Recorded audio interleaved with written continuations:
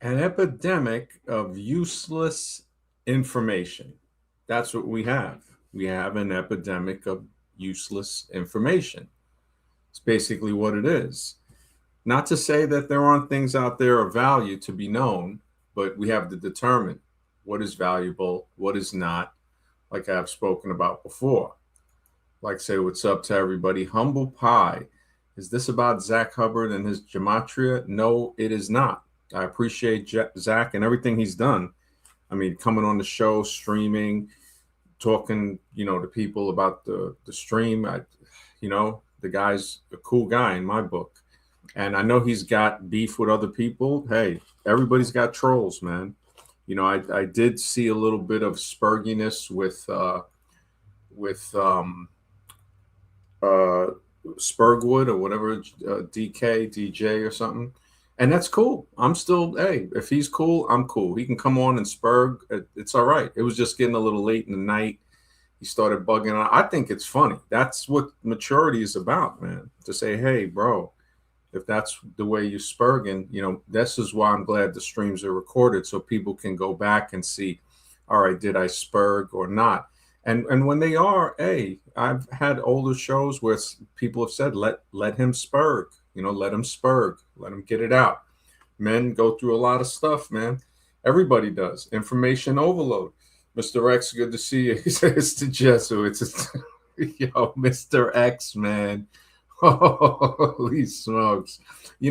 People are going to roast, and I think it's hilarious. I mean, I give everybody their fair chance to fire back on whatever, and Spurgwood was fun last night, man. I mean, he didn't get it. Not all people are going to get it. I tried to show it in real time, and he doesn't understand it. You can't force a flower to bloom, man. Some people, just might not understand something, and maybe one day they might realize it, or they could be trolling. And either or is cool with me, man. People are gonna do what they do. It's just what it is, and to take it so seriously, I think I might have said in the stream, like, look, man, never seen a tree that's serious, a cloud, uh, an ocean wave. I don't think life wants me to be too serious. Kind of take it in the middle way. Punk Rock says you got to deal with Zach. He can be tough, but I like that quality about him. To be honest, yeah, man. Yo, Zach's a cool dude, bro. In my book, I mean, he's been cool with me, and even if he's not, I'm still gonna be cool with him, man. The guy is a cool dude. I'm not gonna. Oh, somebody said something. So what? I'm mature. Hopefully people learn from me on how to be mature about certain situations. Don't spurg out. Don't react. Act of your own accord. Mr. X, definitely, bro. Alexis, good to see you. He says, does the news ever have any useful information? Maybe the weather. Yeah, you're right about that, man. The news, that's a great example of useless information. And the weather, even the weather, sometimes they're just not accurate about. But I would say a daily forecast, maybe a couple of days. But other than that, we already know there's rumors that they've always been controlling the weather to a certain extent, in my opinion. But the other stuff is just garbage filler. It's like it's straight. It is a problem with that. The danger of the useless information is information overload. It taxes the brain's working memory, constantly consuming and retaining irrelevant details. That's the problem. Oh, the Earth is, going to be rotating 1.9 seconds slower. Who gives a crap, man? We map the dark side of the moon and all this stuff.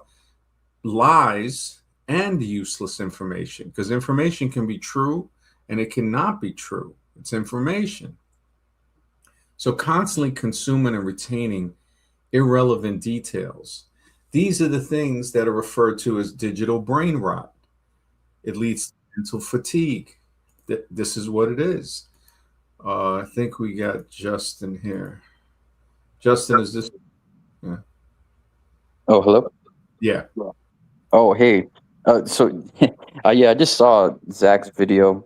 I don't know. I don't know what his deal is really. I because it's so hard for him to grasp like the concept you're trying to give to him.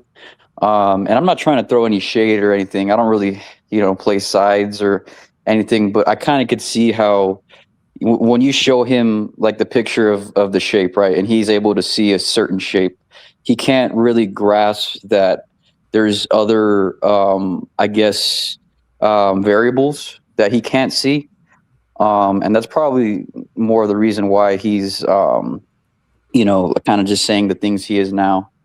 Um, What was he? I didn't see his last stream. What was it about? Probably like sports or numbers. no, it was about pretty much how he's thinking that like the whole like he pretty much has the idea that the Jesuits are behind everything, right?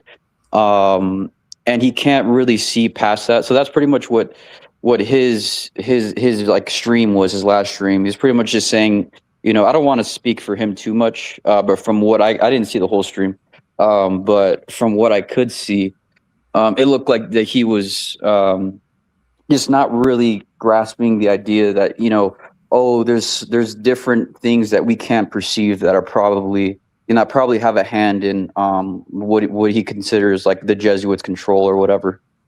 Hmm. I mean, I think he's open minded about. He did say that there's definitely something behind the Jesuits. So Hmm. that's the unknown, So it's like there are so many things. Lewis, my brother, thank you for the support, Lewis. Please give me advice as a mature older male to an inexperienced, immature young male.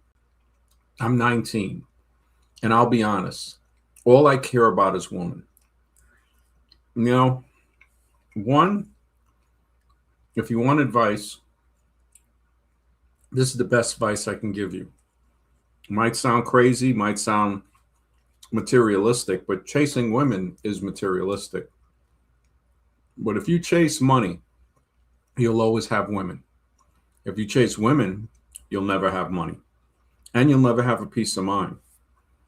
Of course, a lot of people remember me as an expert on relationships and dating, but I realized a lot of the guys in that field aren't really worthy helping. Like there was a lot of turmoil. Remember, Fresh and Fit had came on my show before he was Fresh and Fit. He was Unplugged Fitness, and the chat started calling him Butt Plug Fitness. Matter of fact, Pandemic Woke 99, as he is on this channel, he was the one that coined it. So Myron Gaines, this is before he was even called Myron Gaines, and it was like just by speaking the truth, guys started to gravitate because all of the dating coaches that claim to know this and that, I would say, well, when you look at Tomasi and Cooper and all of these guys, I said, well, why are their wives ugly? Look at Andrew Wilson, brutal, three baby daddies. It's like you talk about lower tier. My best advice to you, being 19, one, you got to know where you stand, your height, your looks, your income. But my best advice is think about money over women. Now, I know it's hard because all you think about is women. Sometimes it's easier. Some guys don't want to pay to play, some guys do. So, I would say definitely chase money, don't chase women. And I mean, I might do something in the future about it. Scribe keeps pushing me to go back into the field, but I told him I gotta become financially secure before I can do that because I did it and the channel did great, but all of those channels fell. Andrew Tate fell, uh, Fresh and Fit, all the other guys, nothing. A lot of Kevin Samuels passed, so did a few other guys. So, yeah, I would say chase money. You'll always have women, but you do need to know how to deal with them. Um, I don't know if you've had sex already. I've had guys on the panel. I remember we had panels of 10 people. Six, more than half of the panel, six of them would be virgins, all in their like early 20s. And it's okay. because we're in a state of dating relationship that's much different. So I appreciate the support, brother. Any other questions, just ask. I'll give you my most honest opinion on it. But chase money, not women. If you chase women, not money, it leads to a lot of problems. So as a young, inexperienced male, the main thing is dealing with maturity too. Maturity, never react. Always act of your own accord. Don't let somebody get you to react. That's a big one there. And finance. Yeah. So anything else? Yeah, just feel free to ask, and I'll be more than happy. Uh, Drew, I don't even know what to say. You went from Drew Fitness to cards. Uh, yeah, yeah. I wouldn't recommend listening to Drew, but objective. What's up, brother? Start focusing on self-respect and mutual respect, and all of your. Well, this guy sounds like he wants to clap cheeks. So I understand where he's at. He's 19. I mean, I was in the military when I was 19, so I've had a very privileged life as far as dating and relationships. But now a lot of the younger guys do tell me with the internet, it is tough. Women are brutal. Women are brutal. It has a lot to do with looks and height. Oh, yeah. You know something, Mr. X? Thank you so much. That's some of the best advice. Mr. X is on point. These books right here, all four of these books give the best dating advice that you can get. And it's for like $10. You know, I made the books cheap. 48 Laws of Dating is a masterpiece. That book, you can find all of these books on it. Matter of fact, all of the links to these books are in the description. 48 Laws of Dating, The Black Pill, Nightmare on Sperm Street, and The Dating Circus. These books will give you advice at the best price that you can get out there, cheaper than any type of course somebody will try to sell you, whatever. I wrote these books to educate men. I also wrote these books under my real name, Sidney Prince, to educate people, but in an academic stance without dealing with dating, but with words and academia. So I am an author, and I've authored other books too under different names, co-authored with a friend of mine. She's an editor, excellent books. So yeah, there are, I would say these are some of the best dating advice books that you can get, man. And thank you. Um, Let me see. Drew Ma, take her to the zoo. Oh man, I hope you didn't find her at the zoo, man. That's the main thing. But good to see you, Drew. The books are worth more than being charged. A real bargain. Thank you. Yeah, Mr. X has read them. A lot of other people have read them, and it helped a lot. But yeah, Justin. So do you? So like when you were saying, Zach was saying some stuff about Jesuits and stuff behind the scene. I look at it like this was the picture we were looking at, and I don't think Stonewood or DJ was understanding. He goes, "Oh, what you're seeing here, this is what they see from this angle, all three shadows." And I'm like, "No, no, no, you don't understand. This is the explanation more simply. When somebody sees it, they only see it from one of these perspectives, and their entire outlook is made up of all of these perspectives. Is to say, the sides of the triangle. Oh, it's this one, Jesuits, numbers, other things, right? Whatever it is, culminates in the shape of the triangular shadow because you're seeing it from that thing. You can't see it from the other ones. Last night, the Spurger tried to say, "Oh no, well you can see." From my angle, I'm like, no, I can look at the same thing you look at and see something different. We know this to be true. So I had to realize he's just not mentally open to accepting the fact that you can only pick one of these. That's your perspective. Somebody else's perspective will be a different one. And if we talk about our different perspectives, that's where we build and we grow from that. You can't see all three perspectives because you can't be in three places at one time. And that can be misinterpreted when somebody sees this picture because you got to use your mind. Remember, most people are not using their mind. But yeah, if you Right. have any, yeah. Mhm. Right. Oh, sorry. No, yeah, I think that yeah that it's really easy for me to understand that, and it's it So yeah, when you're saying you can't just say, "Oh, now I see a triangle, now I see a square." I feel like that relates to, I guess, years of expertise. Like because someone like Zachary, for example, he's probably the best at this gematria thing, right? So Hmm. he's probably going to have the best way to look at a certain problem at one angle.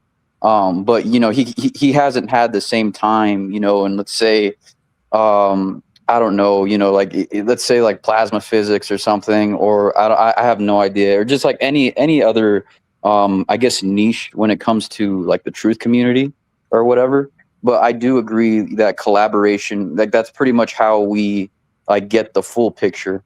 Like the first picture you showed, because like they're like, oh, now we see all the shapes, but like Hmm. that's like the end result, right? We're supposed to see all the shapes No, like no, from no. that part. You'll never see all the shapes. That picture is just to show you the three different ways that object can cast a shadow. And when you look at it from that picture, it's just basically to explain, like, okay, this object, when you view it from the left, will cast a shadow of a triangle. When you view it from the right, it'll cast a square, and from above, it'll cast a circle. So this is just an explanatory picture.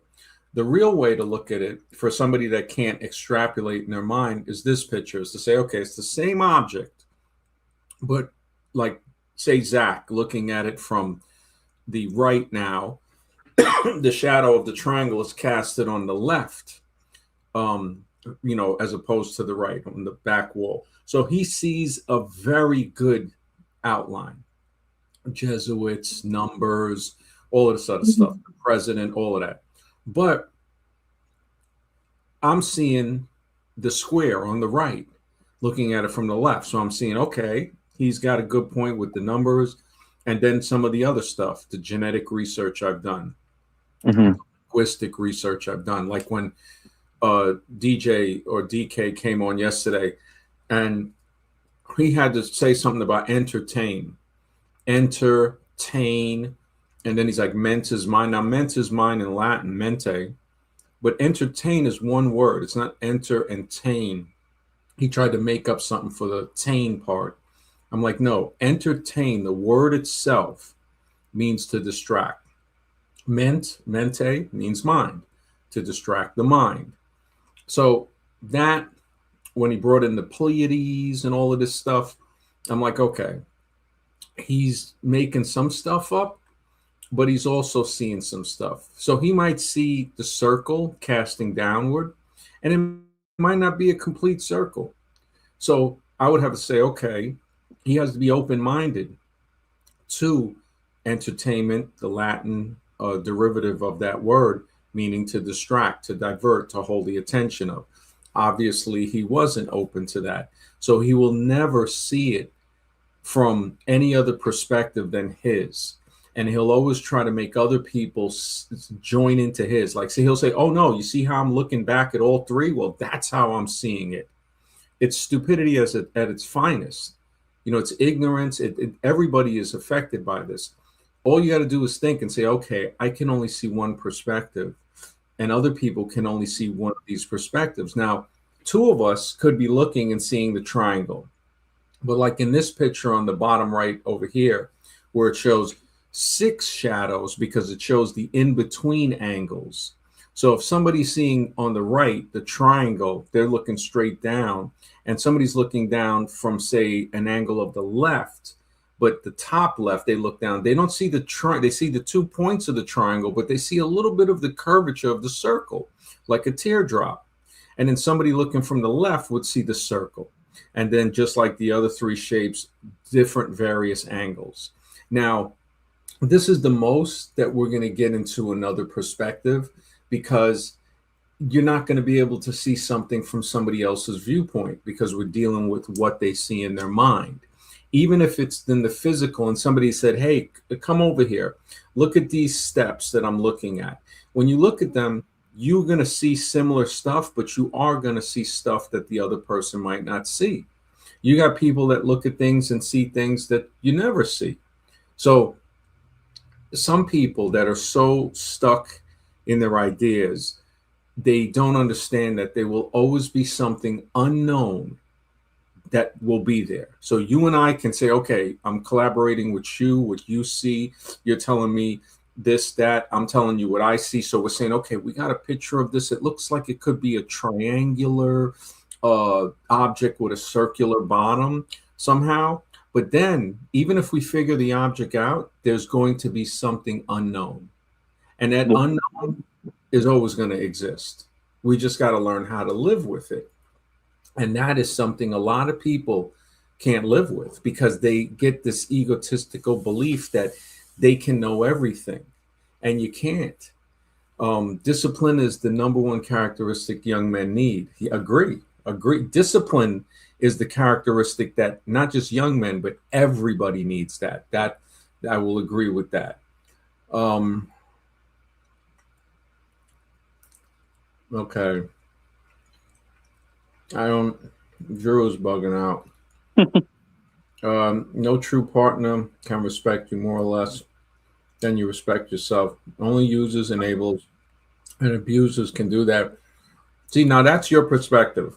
I know for sure that even when I disrespect myself, there's girls that have been in love with me. So, and this is where you're not seeing, I'm showing you something from my perspective that you're missing. You have a very good point here. And this is true on most parts. But again, it's missing little bits. We know for a fact that you see guys that disrespect themselves, drug addicts, criminals, abusers. You'll see guys that abuse women, and she's like, "Oh, I love them," and all of that. So obviously, it's showing what you said here is just not correct in the full sense. It's partially, it is partially, but not in the full sense because somebody can love you unconditionally if you don't respect yourself. We see this with parents to children.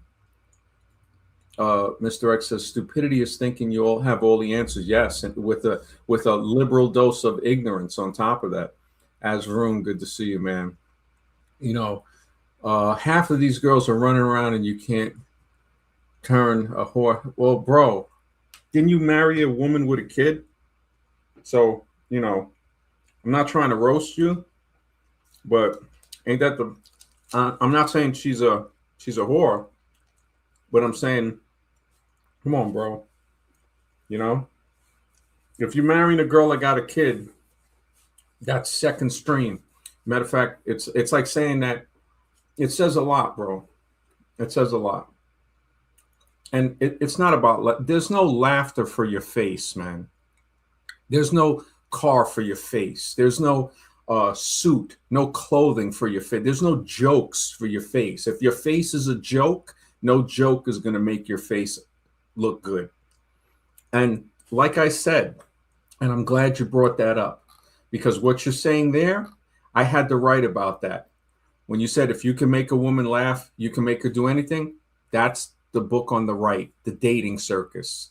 Second chapter, The Clown. So if you want to play a clown, she's going to treat you like a clown. And this is why I wrote these books for men, so I don't have to continually counsel them on this. Mark, good to see you, man. Always a pleasure. Yeah, Mr. X, no hope for your face. Yeah, if you ain't got it, you ain't got it. That's all right. Just look at the relationships of other men. When they say all of this game, when I brought that out years ago, and I said, wait, if this guy knows all these words, why is your wife ugly? Everybody started cracking up. He got offended. I said, don't get offended. I said, I'm not saying she's a bad person, but we all know she ain't really attractive. She ain't a looker. She's not getting a modeling contract. So let's be honest about it. She's average at best, probably under average.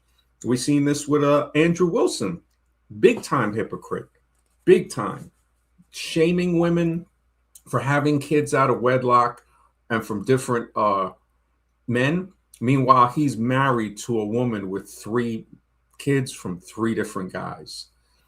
I mean, you talk about, trash cam type of stuff. He has no pedestal or whatever to stand on to criticize other women on. When his wife is like what some would call a battle act, an old battle act. I mean, something that I mean, I'm who would really want to sleep with that? Oh, him, because he can't get nothing else. And nothing against him. He just got to play his position. You don't see Danny DeVito trying to play Batman. He plays the Penguin. So Andrew Wilson is going to play the Penguin. He's never going to be Batman. He might try to act like Batman, but we all know it's just a straight up facade. No game for your face. Absolutely. No Hustler University. So ethics is saying all you're doing is highlighting abusers and enablers. No, I'm not. I'm telling you the truth. And you're coming at it again from you know everything. And I know one thing for sure. I know you don't know everything. I know I don't know everything.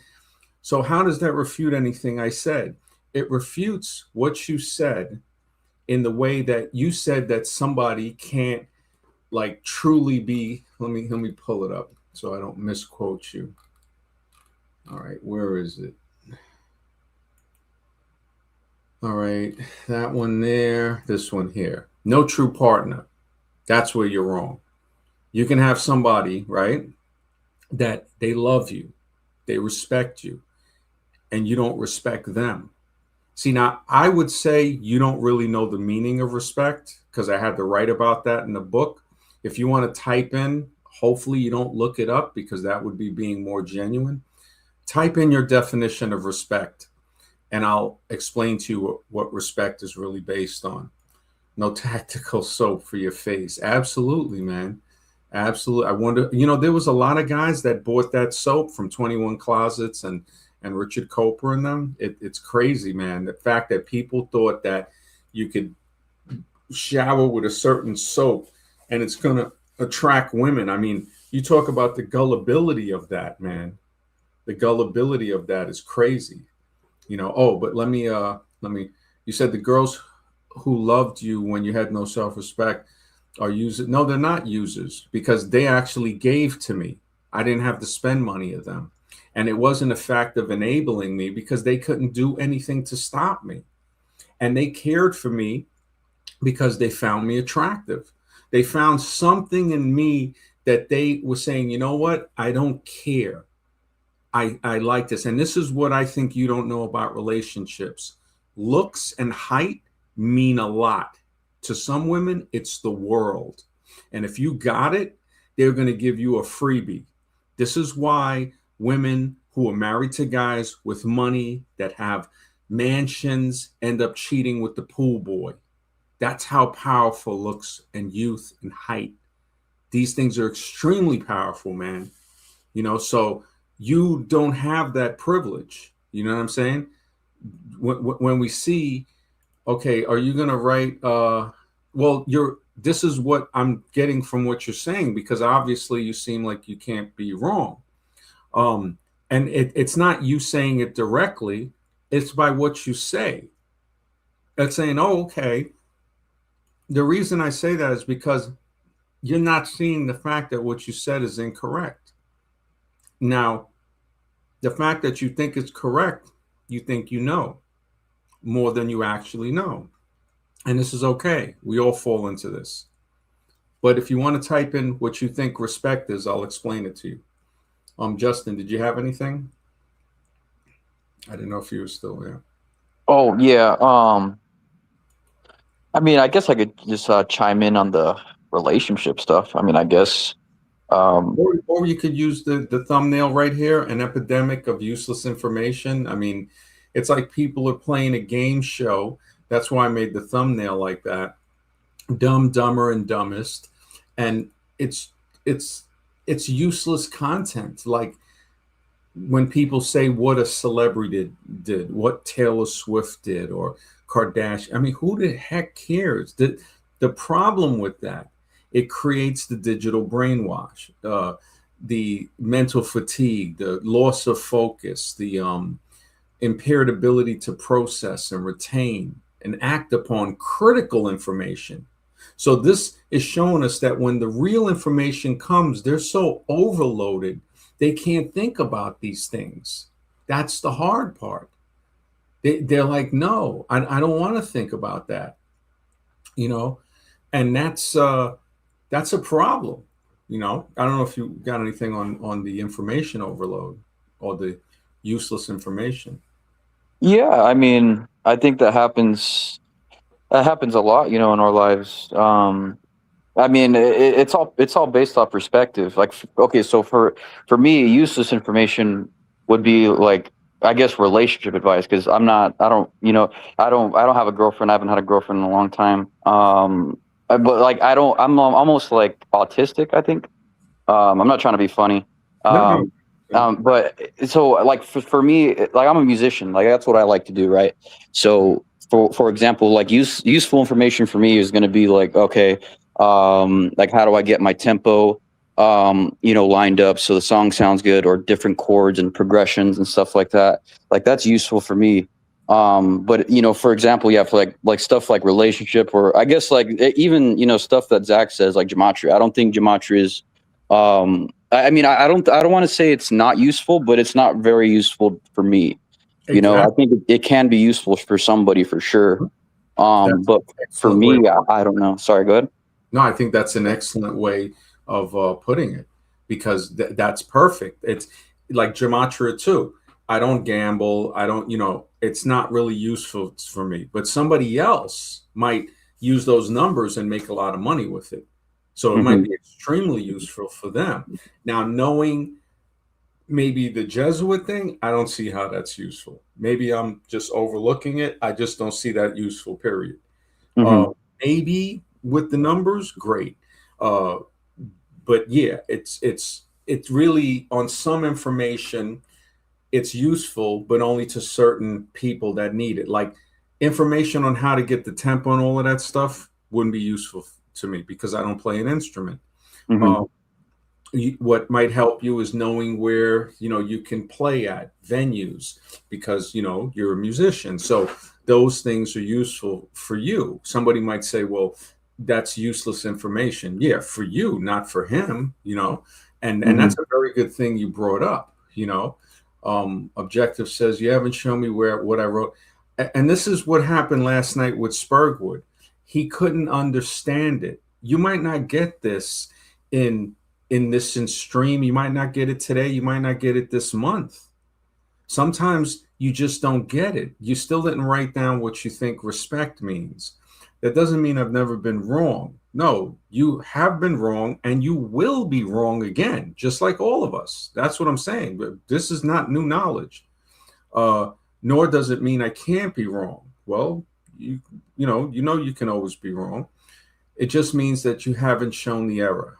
I showed you the error. I explained it to you because, first of all, you brought in respect.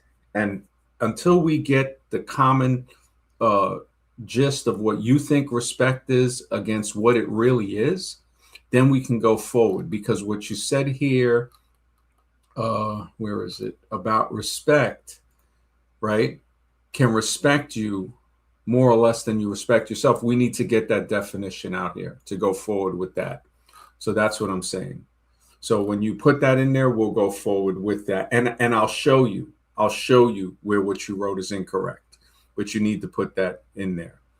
Um, the fact that Kardashians got so popular shows that we're in the asylum. Yes, it totally. Any thoughts on intimidated women, specifically when they react around certain men? On intimidated women, like, what do you mean? Are they intimidated specifically? Why they react the way around certain men? I would need to know how they react. So just give me a little more info. How do they react, and what do these men look like? That they're like, do they react this way around this type of man and another way around another type of man? Most of the useless information is coming from academia. Useless degrees, most earned by, well, I wouldn't just say it's women, man. I wouldn't just say that. Um, you know, it because you got a lot of guys, man. Look at guys that some of the useless information that come from them. You know, uh, it just you know, it's just what it is. Everyone can be wrong. Nobody's perfect. Yeah. And everybody will continue to be wrong and right. Nobody's going to see. Remember, We can guess at whatever we think the next is going to be. Some people think it's nothing. Some people think it's something. Some people think it's something different. Nobody knows for sure. So everybody is incorrect in that sense of saying, well, I think it's going to be this. Well, we don't know. And when you think about it logically, you say, yeah, that doesn't really make sense. You see all these people with the NDE, the near uh, death experience. That's like me going to Panama and I stop in Costa Rica and I turn around and come back to New York and I say, hey, you know what? I had a near Panama experience. It's like, really? It's like, so you didn't even go to Panama. Yeah, you got close to it because we know where Panama is, but we don't know where death is. So just simple logical scenarios that we can create with this, you know. Yeah, and Mr. X, you got a good point. Intimidated or interested. That's why I asked Punk Rock to let me know what exactly, like what type of reaction and around what type of certain men. And ethics, I really would like to talk with you about this, but I need you to give me your definition of what you think respect means. And then I can show you the error in that where we can both grow from it, because I hear exactly what you're saying. When you look at true relationships, sometimes relationships are not meant to last forever. Sometimes when we learn what we need to learn from the person and they learn what they need to learn from us, it dissipates and you move on. And doing that, being able to do that peacefully, is shows your level of maturity. But back to the useless information overload. So people won't be able to act upon critical information like we were talking about when they get all of this digital brain rot that just, you know, comes in all different forms, and the specific dangers of information manifest in certain ways is the cognitive impacts of brain fatigue. So a working memory strain. So your memory, you know, some say it has a limited capacity. Maybe it doesn't, but in a certain time frame, it might. Filling it with trivial facts or the unnecessary digital noise leaves less mental bandwidth if you're looking at it in a computer like internet comparison for a high impact problem solving or some deep work. So when we look at the trivial facts, look at what they do. They have trivia shows. They're constantly trying to fill people's head with crap so uh they can't think, you know, on critical problems seriously. I guess a better word instead is intimidated or anxious. Okay, I see what you're saying, because yeah, Mr. X said when he brought that up. But I'd have to know what type of men do they feel intimidated or anxious around.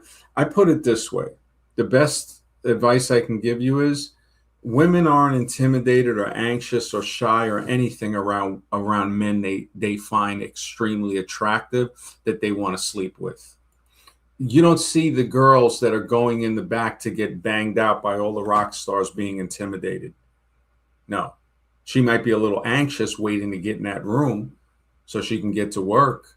But when a girl wants a guy, she'll cheat. You know, we see that all the time.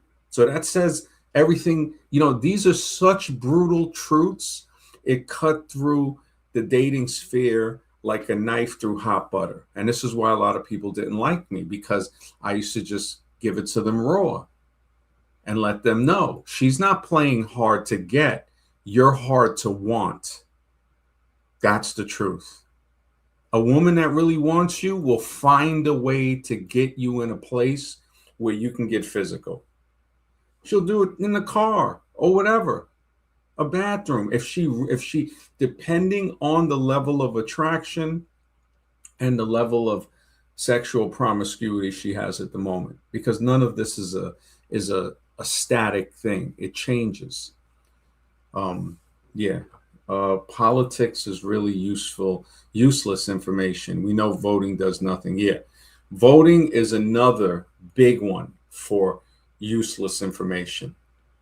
Voting, politics, big distraction. Now, knowing what they're planning on doing, yeah, you can make some assessments and say, okay, they're planning to do this and that. Thank you, brother T Raf. I appreciate that, bro. He says, MD, you a genius. I really wish I was, bro. I really wish I can figure out my financial situation, but I appreciate that, bro. Thank you, brother, for the support, man. Always, always, bro. I I I read every day. I write every day, and still, yet I still trying to figure it out. Um, Trying to stream every night. It's been every night this month. Last month I think I started on like the 4th or the 5th of May. So it's been going for, since May 4th, May 5th till now. I'll try to keep it every night and then maybe upgrade it to a video and a short.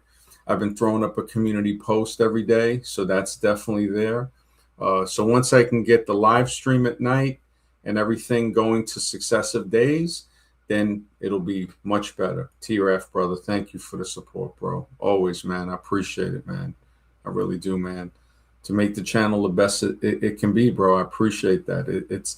I'm putting in the time, and I just got to figure out how, because I could take clips from the streams and put them as the videos, but I want to make like videos, just pure videos that are complementary to the stream, and the shorts I can take from the video, so that could work that way. So a short, a video, a live stream, and a community post, and then we have a complete channel where things are full every single day. Content city. Mark says, woman with 4 baby daddies isn't intimidated by anything. Well, Andrew Wilson's wife, and I'm not even kidding when I say this, because they brought it out in the open. This girl exposed it on the Whatever podcast. It was her, Andrew Wilson, and Brian, the host, and she brought it in the open. 3 babies from 3 different guys, and that's the woman that Andrew Wilson is married to. And this says nothing bad about him or the woman. It's just to say, when he's criticizing other women and trying to shame them for having kids from different guys, well, that's the pot calling the kettle black. And his wife is not a looker, man. And she's definitely not a person you can pick up and walk under through the threshold. She ain't looking like some girl you pick. You might have a problem fireman carrying her. That ain't no little woman. She's kind of, she's got some weight to her. The ballot box doesn't always reveal wisdom. Sometimes it only reveals how many people think they have a choice. Norm McDonald. Yeah, I call it the ballot box. The voting is a thermometer that lets them know how many people still believe in the illusion. So when they say, hey, you know what? We got these elections every 4 years. We got the midterms. We got the lower level elections. Let's see how many people still believe that they have the power to put our rulers in power. And we see people today still wearing Trump memorabilia. It's insane when you hear people interview them, and you still got people supporting the Democratic Party too. It's just like, what the heck is going on? And that is the thermometer. Voting is like writing a letter to Santa Claus. It's clearly. I mean, you'll probably get a quicker response from the Easter Bunny than you will from the president. And remember, the president, it's a pretend position. It's fake. That's just the cop. That's just the cop in a suit. That's all he is, a dirty cop in a suit, and trying to say, oh, he's a good guy. I mean, when, the fact that we don't hear, hey, I'm going to do something to take care of the people. I'm going to help the people. It is so tyrannical from Trump, from Biden, those two alone. When you had Trump, Biden, Trump, this has just been tyranny, in the open. Now, I'm not saying it wasn't with the other presidents, but it has clearly gotten worse. Some say voting is the voice of the people. Those people are out to lunch. Others say it's just a head count of who still trusts the system. That's accurate. That's the thermometer. Yeah. Punk Rock says, so if an ugly, short guy cold approach 100 women in one day, how many women would find interest and why would they be interested? Do the tests, and I'm pretty sure it'll be a zero. And now, one, if you're approaching 100 women, you're approaching anything. I mean, you just you don't care at that point.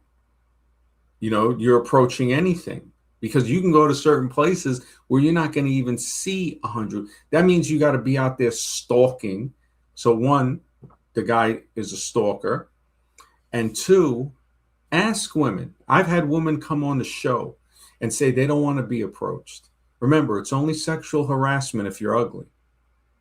They'll let you know when they want to be approached. They'll come near you. You see it. They'll laugh. They'll play with their hair. You can, some women that are nice to guys might say, "Oh man, she likes me." No, she's just being courteous. So there's so many things to learn from that. But you know, with this show, it's more about, you know, the useless information, the epidemic of that. You know, I don't do dating and relationships anymore because it just I don't see. Scriber's right. He goes, I should charge if I do it, but yeah, I don't. You know, I'd rather do the knowledge. Um, you know, and that's the funny thing. If you're saying I'm wrong, why are you asking the advice? Sounds like, you know, you might be in a position where women don't like you, you know. So that's exactly what I'm saying. This is why I don't do dating relationship, specifically for that, to show that I had to say that to let your trollability come out with this. If you think that, right, well then go ahead and keep harassing, because I guarantee you, if a woman sees that, she'll be like, wait a minute, you're approaching 100 women. What type of creep are you? And this is why I don't help creeps anymore. These guys, the women are right, actually. I mean, you're a creep, bro. That's just what it is. So play your part. Be a creep. You're never going to be Batman. You're the Penguin. You know, that's what it is. Justin focuses on his music. You know, he's had relationships, but he does what he does now. So he's at peace with himself. Mr. X said, if you ever do the dating streams, Ben, there should be yeah, they will have to pay. The amount of advice I gave Punk Rock just to find out that he's a troll, it just shows you he proved my point on why I don't do that. Because he wants a lie. He wants to hear, okay, women like when he goes up and harasses them. He wants to hear that. He wants to hear, yeah, it's worth to harass, he's saying, 99 women to find one woman that will tolerate him that still doesn't even like him, just so he doesn't feel like a creep. And this is what all of these guys are. This is why I don't bother with the dating and relationship thing. It's too creepy, man. You know, if a woman says you're creepy, you might not really be creepy. She just might not like you. But when a guy says you're creepy, that's a whole different creepy scale. So, you know, I gave you the benefit of the doubt, Punk Rock, but remember, you're a creep. That's the verdict. So hopefully you can learn to live with that. You know, no, I'm not roasting you. I'm not roasting you. I'm describing you. Do you understand that? I'm describing you. So I'm not roasting you. Don't see, you try to reflect because it hurts. The truth hurts. And that hurt, that's growing pains. That's the hurt of growth. So it's not a roast, it's a description. And I'd like to give you a word of advice. Stop harassing women. Stop being a creep. All right. So that's not a roast. That's a description of what you said, what you brought up. So that's actually important information. So now useless information would be somebody saying, hey, you know what? Hey, you know what you say can make a woman attracted to you. It can't. There is no words for your face, man. That's the first thing people see. Even in business, and this is the sad thing, that it matters. It does matter, man. Looks matter in many parts of life. Many parts of life. You can look this up, and it's a sign of a degraded society because it's not taking people for their skill, for their content. It's a superficial type of thing. So that's the thing. Yeah. Yeah, and this is the thing. Punk rock is looking for somebody to agree with. He's looking for daddy. This is how you know that the father wasn't there. And Robert Bly was an expert in this. He's actually one of the men. He passed a few years ago. He was like 94, 95 or something. Excellent stuff. I think he still has it on YouTube, the Minnesota Men's Conference. And for some guys, it's hard to listen to because they're not mature enough. He would say, we need more of the father. The father comes home after working, the mother gets the brunt, and then the mother puts that to the son. The children, the daughters as well, need more of the father. The father is the key. And when these guys come to me as if I'm daddy or uncle or something, I mean, it's like all I ever see is a child that ends up stabbing me in the back. That has happened over and over. And I got to remember, I'm dealing with immaturity. So, um, it's like one thing people don't realize too. We don't agree with each other. When people say that, I realize they don't know what they're talking about. We don't agree with each other. We agree with the evidence or we disagree with the evidence. So it's one or the other. Mr. X, what's up? Good to see you, man. Hey, good to see you, MD. Yeah, it's good to be back. Sorry if I go on and off. I'm driving, so Oh, okay. Okay. yeah. Yeah. So the agreeing with the evidence, because we fall into that. Hey, I want to, well, we find something we agree upon. It's like, are we really agreeing together, Mhm. or are we accepting the evidence? We're saying, hey, you know what? It's true that we see things from different perspectives. So we Yeah, agree with the evidence. We don't agree with each other because if you look at that, the flaw is somebody else coming and saying, "Oh, you guys are just agreeing with each other. This is a circle jerk." And it's like, no, this is why it's so important to say things correctly. It's like, no, we're not agreeing with each other. We're agreeing with the evidence that when you look at something, you see it from your perspective. right. We're accepting the evidence and we're agreed upon that this evidence is true, that it is the way to, when you look at something, to see it more clearly. And we all fall back into, well, we agree now, whatever, this and that. But we got to stay vigilant. We got to stay, hey, you know what? Uh, Mhm. let's keep the rules. You know what I noticed though, MD? Honestly, I don't know what it is, but you seem to attract people like they recognize. You speak well, you're articulate, you're obviously intelligent, but it seems like you attract people that they want you to agree with them and then represent them. I noticed that a lot, whether it be the dating or other, like certain things that happened recently. It's like, okay, oh, this guy's good, but he's going to agree with me and he's going to do represent what I say. You know what I'm saying? I just noticed that a little bit. That you seem to attract those kind of people. I don't know why. I think because they recognize your talent, but they want you to agree with them on their subject matter and help represent their subject. You notice that? I don't know. What do you think about that? Yeah, I've seen that. I've seen that many times. I mean, I see it tonight in the chat. Hmm. I'm still waiting for objective ethics. He disappeared. He never put his definition of respect in there. Notice that, Yeah. and it's like, he's a cool dude, but when you touch those buttons, you see the immaturity. You see the soft All spot. over, all over. There's no open mindedness. It's just like agree with what I say. Otherwise, if I cannot accept anything that goes against my beliefs at all. I see Exactly. that a lot. Yeah. Exactly. Yeah. It's like, when you look at the fact that women will cheat and all of that, he's not taking none of that into account. That a woman will leave her husband for somebody that she just feels she loves more, Sure. regardless of the flaws. He's like, no, no, it has to be this way. It has to be mathematical. Love is not logical, it's emotional. So the 2 + 2 = 4 doesn't work there. Alexis says, why are modern men addicted to harassing women? Immaturity. Is it Yep. because modern men are immature? Yes. Yes. You know, Well, because they never get attention from women. That's why they're addicted too. yeah, I mean, some I had a friend and it was so sad. He got banned from going into like this event because he kept eyeballing too many women. And that's I bad. asked him, yeah, one time I go, hey, this was like a couple months ago. One of his friends told him, he goes, man, he goes, you're eye graping, you're eye graping.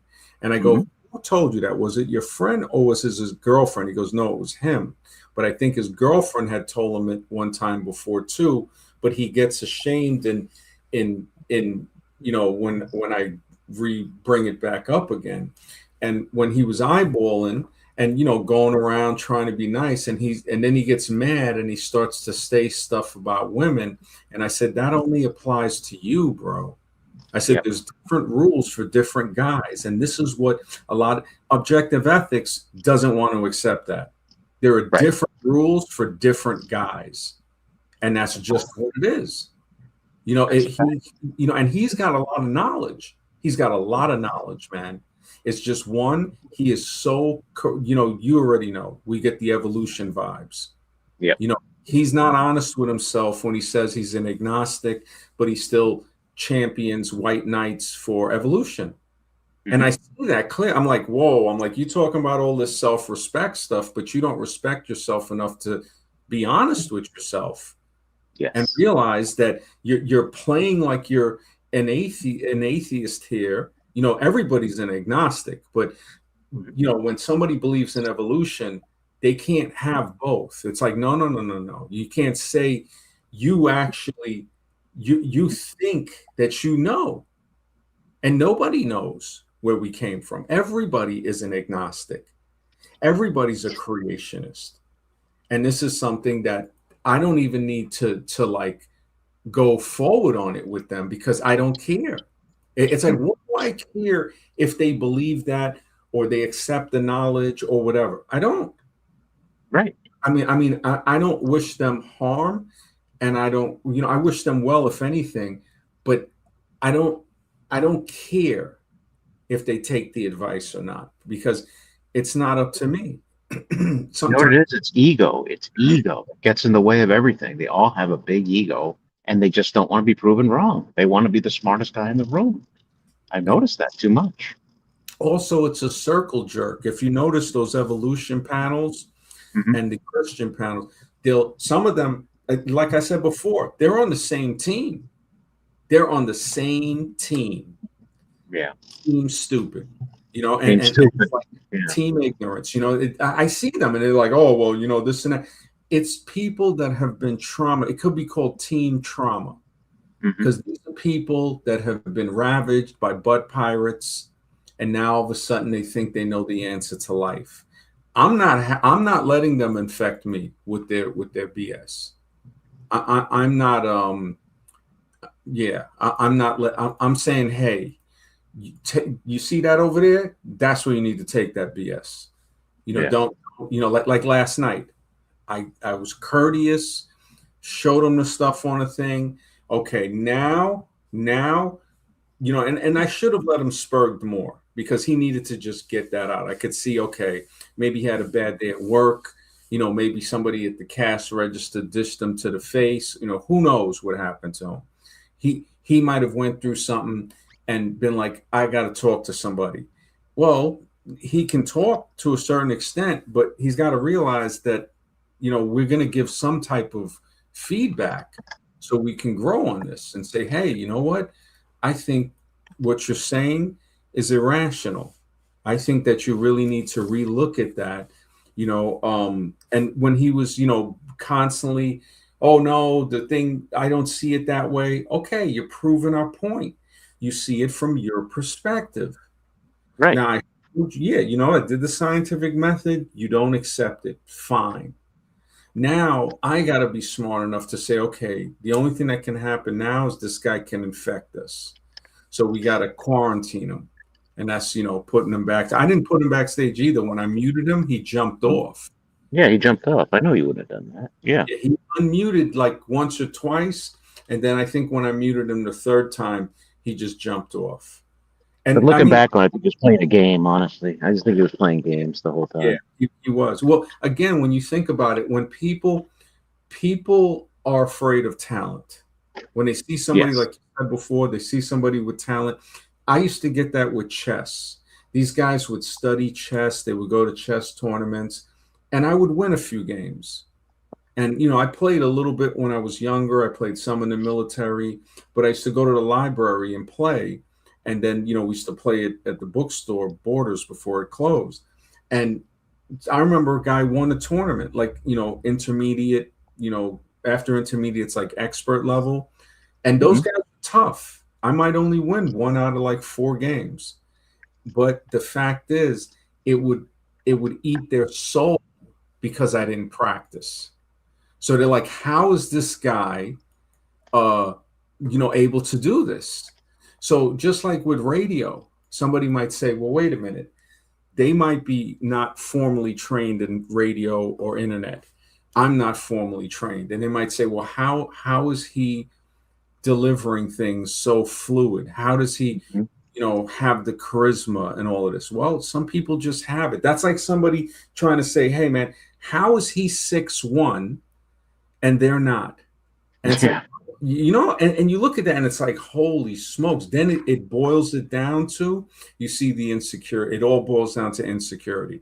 Because if you're not insecure, if you're satisfied, you could give two hoots what somebody else thinks. That's You're right. busy, yeah, doing your own thing. Hmm. So it's like, hey, I'm too busy doing my thing to really be thinking about you. Um, Alexis says it's the useless information also pushing the white fear and replacement theory crap. It definitely is. It totally is. This is the funniest thing. When Jake and other guys, they say, oh, the white replacement. I'm like, nobody wants to breed with you anyway. What are you talking about? It's like existence already wrote you off. And you're over here. This is so the fear of that. When it's like I said before, you never see the good looking white guys complaining about this crap. You never see that. It's always these weird inbred looking dudes. Look at Elon Musk, straight inbred. Trump looking like the goy frog. That frog, the eyes, he's definitely got some chromosome thing going on with the eyes, man. These people have been screwing each other in their same family since Columbus. This is highly. The one thing about poorer families, and not to say all, because the hillbillies, you see some inbred, but you at least have a little chance for outbreeding. When you look at some people, man, it's a cluster. It's really messed up. But yeah, the useless information, they're trying to push that thing, and I'm like, when somebody brings that up and they say, oh, they're breeding people out and all of that, I'm like, you don't have no problem with the people in power, right? It's always the other poor person, right? And that's how you know. That's how you know. It's like, yeah, yeah. No, I hear what you're saying. It's like, and remember, people don't agree with each other. So that's what I would hope that some people see. If maybe punk rock will learn that one day, that you don't agree with another person. You both agree with the idea, with the evidence, with the belief, even. You see people in the same religion. Oh, I agree. We both agree that this religion is the way, the light, the truth, and the way, right? But is it? Is it really? I mean, I'm not against people being religious, and I'm not against them not being religious. It's their path. It's their path. I'm trying to figure out, like I said many times before, I don't know who I am. I don't know what I am. I don't know where I am. I don't know when I am. And there's a lot of people that can't admit that. They want to know. They need that fantasy island, that comfort pillow. They need that. And that's okay. That's okay because they're still in a state of immaturity, not in a bad way. It's like a child that needs that toy to go to school, and they hold on to the little toy with their hand very tightly as a sign of security. There are many adults or people posing as adults on the internet that try to act mature, but they're really not. You see them clinging. And that's what I saw on the other channel. I mean, these dudes just clinging, latching on like a kid that you try to peel off of you and you say, look, just sit on the couch. I can't hold you and carry you. I can't push you in the stroller anymore. You got to start to learn how to walk. I'll still be there to help you, but you can't, it's like Scribe put it in a way that was great. He goes, you can't get mad at the kid who's disabled, mentally disabled, and spits applesauce at you. So I got to remember that a lot of these people are in that position. They're in the high chair, mentally disabled, in the asylum, and spitting applesauce. and hey, hopefully they get better. Hopefully they realize that useless information, this epidemic of useless information, has a lot to do with this. People always want to see people argue and stuff. I've noticed that, instead of building.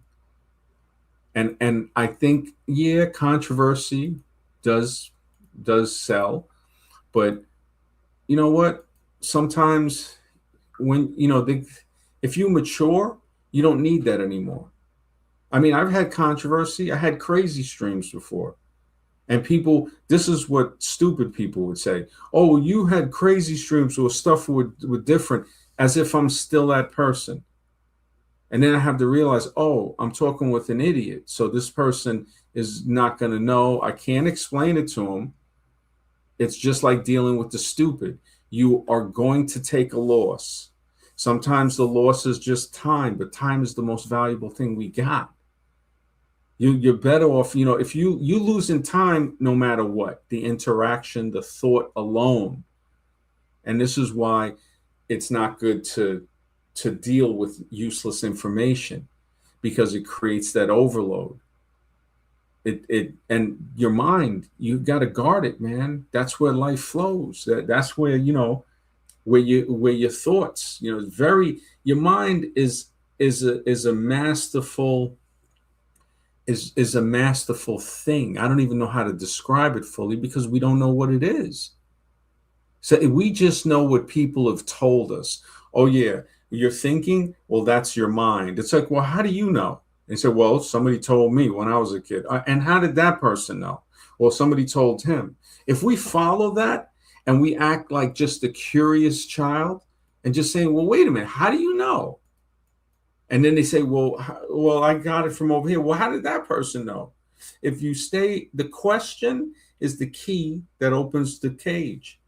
When they try to put you in that mental cage, you're like, really? Like anybody in the chat, when ethics and them, oh yeah, okay. So, all right, I could have flipped it on them, but I didn't, because sometimes I'm actually too genuine, and I shouldn't be that genuine. I should treat people with a little more, a bit of sternness, but I'm a nice guy sometimes. And nice guys, I don't like to be a nice guy. I'm not a nice guy all the time, but it's like, this is why I said, you know what, just let me do my streams. I'll give people the benefit of the doubt if they got a question or they want to add something in. But I mean, if they really want to push their opinion on someone, I don't think this is the place to do it. We're a little too mentally mature.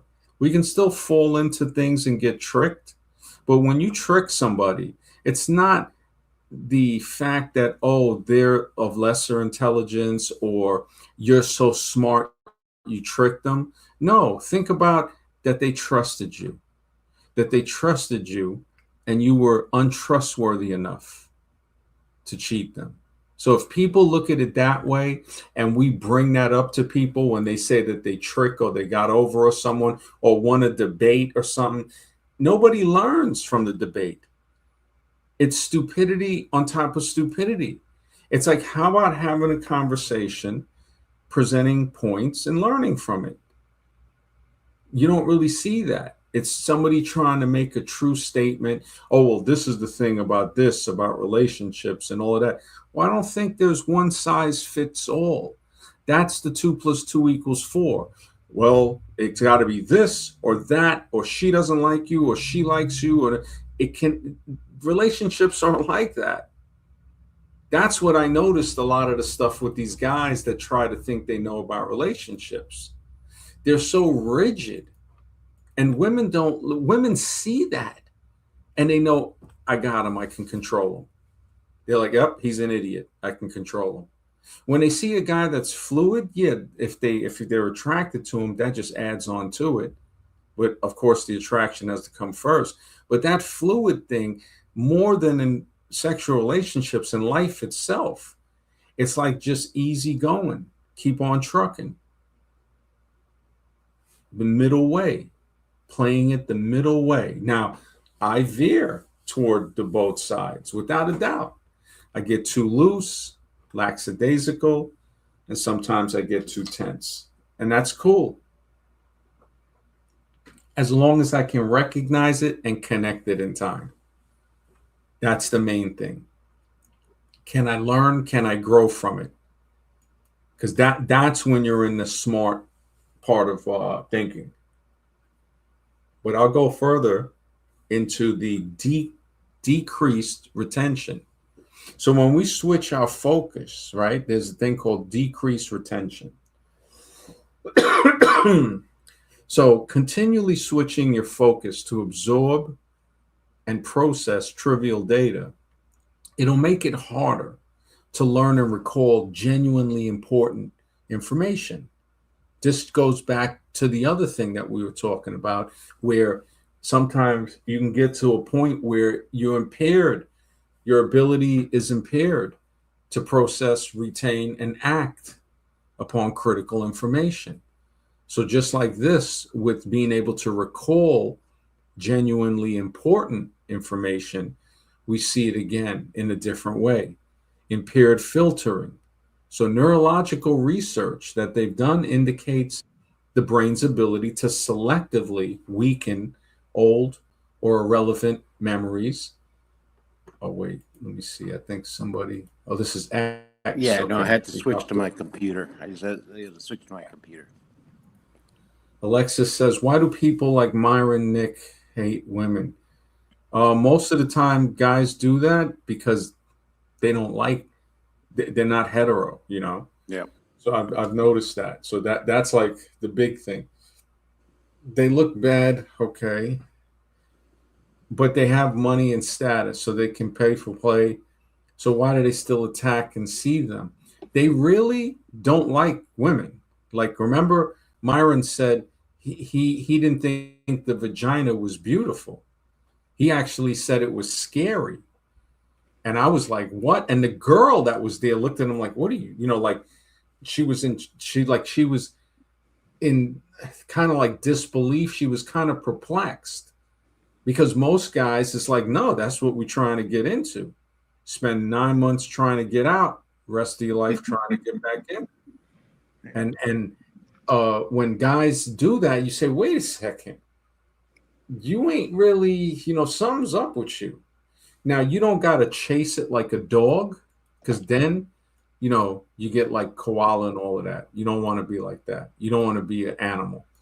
You want to be a human being. But, you know, I mean, how could you say something that, how could you say that the female form isn't beautiful? The female form in like when you look at the curves, the natural femininity is an amazingly beautiful work of art. It's a genetic, it's perfection to me. And it fits perfectly with my male body. My male body fits perfect with the female body. These other, like what Alexis was saying, I think that's the only reason somebody could be hateful. And I've said it before, if you're hateful of women, if you abuse and stuff like that, that is not a heterosexual act.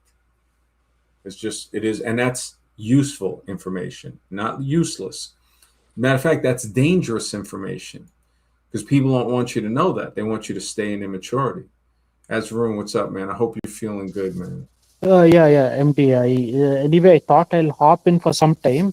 It's because some priest is coming today for some rituals, so that's why I thought I'll be here at least till he comes, and then I'll again go back and try to hop back on again, MD. I'm feeling a bit okay compared to before. Okay. Yeah. So now, as we were going through the primary dangers of useless information, Mm. and we got into the impaired filtering, where we were talking about that the it can weaken old or irrelevant memories that are critical, to learning new things. Um, Failure to prune out useless information can actually hamper learning, like kind of cleaning out stuff that you don't need anymore. This is useless information is dangerous because also sometimes you can't get it out of your head. Yeah. You say, "Oh Yeah. man, you're right. You keep hearing the song, you keep hearing the thing, the person, somebody's thing they said." So it's very good to be careful because it's not like food where you can refuse to eat it. Sometimes, like you can't not unless you cover your ears. If something's playing, you're gonna hear it. It's like somebody sticking food down your throat because Yeah. you already heard it. And the Like same thing, 201, I can't get that out of my head now. yeah, right. Even useful information, MD, there's only so much that you can learn in a lifetime. They say that after 30 your IQ and strength starts decreasing. So let's say you're a professional doctor also, or a surgeon or a scientist, even they find it hard to remember all that they've studied. It's too much actually. So the useless information As remember, they mm, want you to think, and this is mm, the same mistake objective ethics made earlier. yeah. You're trying to say that okay, after a certain age, the IQ they're saying uh, the same okay. people that lie to us, they're saying that Yeah. the IQ gets less. And now the Mm, problem is not everybody ages the same, correct. not Correct. everybody has the same IQ, and not Yeah. everybody's IQ will lessen at the same rate. Correct. So there might even be cases where people can gain more and Yeah. they might lose it in something but gain in another. So we see that there are some, like you look at, and this is what they don't want us to see the differences. They want everything to be uniform. So when Mm, objective mentioned, oh well, a woman will either this or that, and I'm like, relationships ain't like that. Everybody's different. Emotions are unpredictable at best, dangerous at worst. oh, This is the M- truth of it. But you see, like how you were saying, they say the IQ, this and that. Well, some IQs, you look at some older people and you say this Bhagwan or Sadhu or some older yeah. man Yeah. might retain.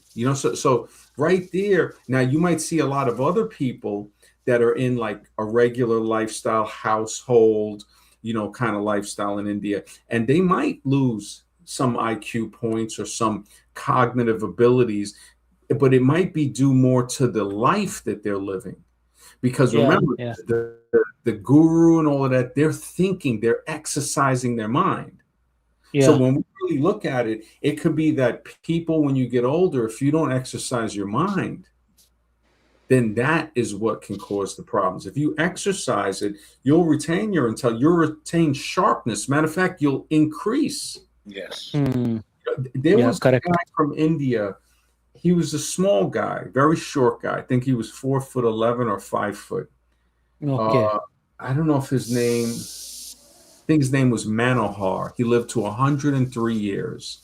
He Manohar. Manohar. he was a bodybuilder, and he was a little guy, but he was a muscular guy, and he lived to 103 years, and he was in shape, making muscles all the way to where he was over 100. So again, it shows you how also purpose, when you have a purpose, somebody you say, wow, this guy defied aging somehow. Correct. Correct. Correct.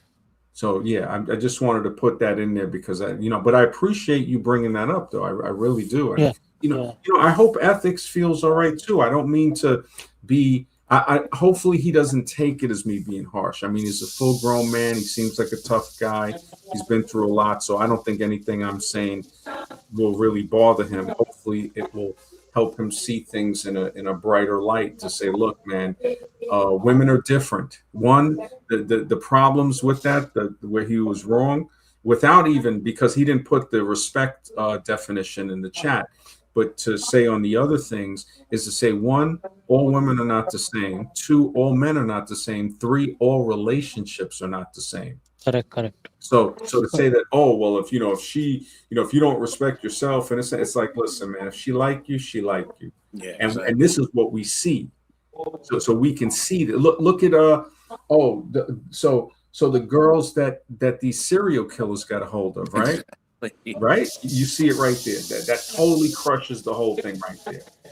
Correct. They're looking at your self-respect. They're looking at what you look like. Exactly. He's talking.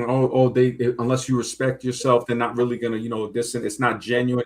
It's like you got girls that went to their doom because they felt they could trust the dude. Yep. Yeah, yeah. There's just Correct. so much things. But again, you can't force a flower to bloom. You can't force a fruit to ripen. You can't force something to be ready when it's not ready. No, it's like I Yeah. said before. Even if you have the truth, don't assume that other people want to hear it. Yeah, that's another thing too. And that's the thing. I shouldn't even have said nothing. So see, what you said is right. I shouldn't even highlighted that. I should have just been like, objective. Good to see you in the chat. That's it.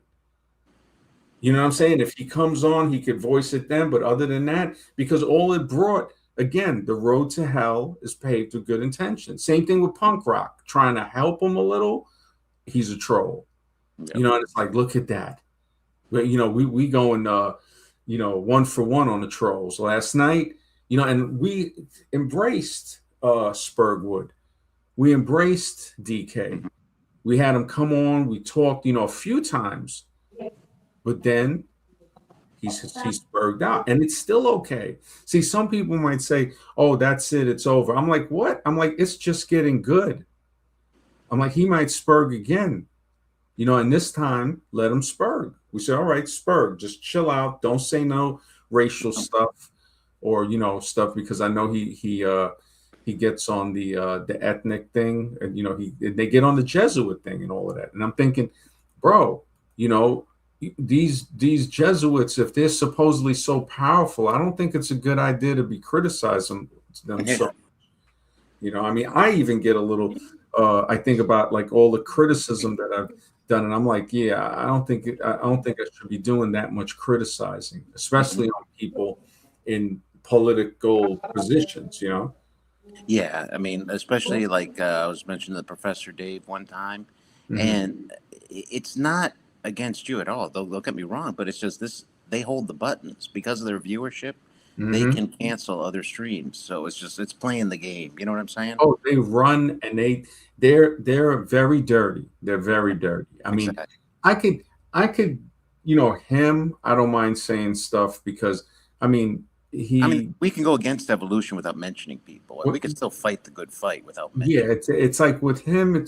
I'm looking at it more like people that are in positions of power. So it's like if it's political power, monarchs of countries, leaders. So that's fine because they're probably not on YouTube running streams, so they probably not. Yeah, but they have the power. They got a saying. It says, "Regular people see through eyes, kings see through spies." So they're spies. They don't need to be on the internet. You have these zombies that will tell any freaking thing you say. It will get back, and they're like, "Oh, he said this or that." It's kind of like, it really is always better to say less. But as a radio host, I gotta talk. It's like I'm sharing ideas. I'm saying, oh no, you have to talk, but I guess maybe not mention the name. You know what I mean? Yeah, the law of power of saying less should have came in like when I saw the comments. It should have been like, all right, but now I know. So there is a knowledge in that too. I know, okay, this person's a troll. This other person never responded. So, that says a lot. That not responding or putting the thing in the chat, it's like, okay, well, I noticed when you said something, it triggered him to a point to where he came on a stream. I think it was hilarious. Oh, it was me? Yeah, remember you had said something on a stream, and I think he popped up in the chat and was like, "No, that's not right, Mr. X," or something. And then he came on the stream. Oh yeah, I forget what it was. I think you're Yeah, right. I forgot what it was about, but he was very cordial about it. That's one thing I give Objective Ethics. He's always very respectful. Oh yeah, objective. I was thinking the other guy, DK. Yeah, MD, that's right. Yeah. Yeah, what's up, Vasrum? did objective ethics get angry with you or something like that? No, he just Oh, left. oh, Yeah, it was pretty cool. I mean, we didn't get to talk about it too much, but he was talking about somewhat relationships, which hmm. wasn't correct, but he wanted me to show how it wasn't correct. And I was like, okay, you got to give me the definition for respect, because he had mentioned respect, I think, twice in the comment. And he just never put the definition. And so I'm like, all right, I guess it wasn't that serious. But I know he works hard. He's got a family. So, like I said, not everybody's the same, and that right there shows you a difference too. Women are going to treat different guys different, man. So Yeah. just have not all guys are the same, not all women the same, not all relationships are the same, and people aren't going to treat each other the same. We have different rules for different people. That's right. And it can, some people, when they say, oh, but I want it to be fair and everything should be equal and all of that, it's like, okay, we'll get you a one-way ticket to Fantasy Island then. There you go. It's like, because that person ain't trying to live in reality. Yep. It's like, look, life, is life doesn't care about your schedule. And that's brutal, but it's true, right? Very true. That's right. People can't handle the truth. They still want to live in Fantasy Island. They still want to believe this wonderful world that we're living in. I hear that a lot from. Yeah, and just saying, hey, you know what? This is an epidemic, like the stream, an epidemic of useless information. The time wasted, forget it. They were doing a trivia thing with books, and I was at this thing the other day, and I didn't say nothing because I was like, man, why not talk about the book instead of being quizzed on trivia like, who was this person's wife in the story? Who, and this and that. And I'm just like, it just, it was ridiculous when I looked through some of the questions. It was for actually, one of the books was for Fahrenheit 451. And it was like, why did he, where did he hide the books that the government didn't want you to, that they would get you in trouble for? And why didn't he leave the town? Because the robot dog or something would, hunt him down or something like that. And, I'm thinking, okay, the book, the premise of it is showing how dangerous information is to the controllers, that they want to burn it and make a spectacle of burning it and hunt people down for trying to learn, that books put ideas that can make people uppity, basically. Fahrenheit 451, the book and the movie, written by Ray Bradbury, right? Mm-hmm. So, and I'm thinking, they're talking about the facts, like, oh, who was this guy's wife, or, why did she do this or that, instead of the whole premise of the book. Like, the book is saying, people aren't, they're afraid of people learning. So the fact that it was illegal, and this is to show you how quickly and cementingly stupidity and ignorance can grip the mind of anyone, is that we know historically through documents that people who were enslaved weren't allowed to read. Yes. Right? So right. I guess, now the idiot, this is an idiot test too. So we can use this phrase to, one, how we, both of us are saying, okay, for conversation prep, you're like, yeah, that's right. So we can go forward. Yeah, we know that it's factual, right? An idiot in the group would reveal himself if they say something like, oh, but those people can read now. Now you know that guy's a jackass. Mm-hmm. Say, okay, we shouldn't even have him continuing the conversation with us now, because he's already showed his cards. It's like he's going to only disrupt, interrupt. You're not going to create the third mind, because he's going to be combative, not cooperative.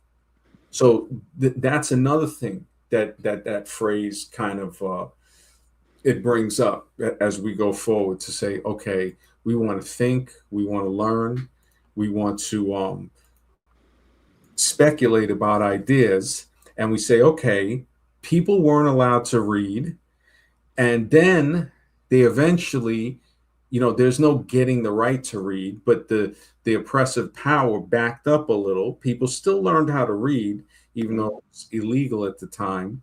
But now everybody can read, right? Let's put it 30 years ago. Sure. But then everybody that can read, like Mark Twain said, the man who doesn't read doesn't have an advantage over the man who can't read. So, that's a very strong statement. So if somebody can't read, you see, man, that he needs to learn how to read. But the guy that can read, that doesn't read, he's on the same boat. I've had guys proudly tell me, I don't read, man. And this was years ago. This was like 2011, 2012. And I was just like, wow. It's like, this guy's like proud of the fact that he doesn't read. And just, it caught me to where there was I didn't even know what to say. But the fact that Fahrenheit 451 and these other movies showed them trying to burn books, 1984, all of this stuff. And we know factually that it was against the law for certain people to read. 2 + 2 is 4 in that sense, where we could say, look, there's something is trying to prevent us from gaining knowledge, seeking knowledge. IA says, I see some truth seekers as being ego-driven. Yep. Offering an alternative perspective is like challenging their ego. 100%. A lot of them are. Yeah. 100%. I agree with that completely. What I think it is, but you're going to find that you're just going to have to get used to it on this platforms. You know what I mean? It's all ego-driven. Everyone wants to be the savior of the world. Yep, exactly. Yeah, we see that. And you got anything, Justin? About the topic at hand, or yeah, or if you had a thought on anything we were talking about, or something new. I mean, at hand would be cool, but yeah, if you don't, it's cool. Yeah, I mean, we're talking about, I guess, useless information.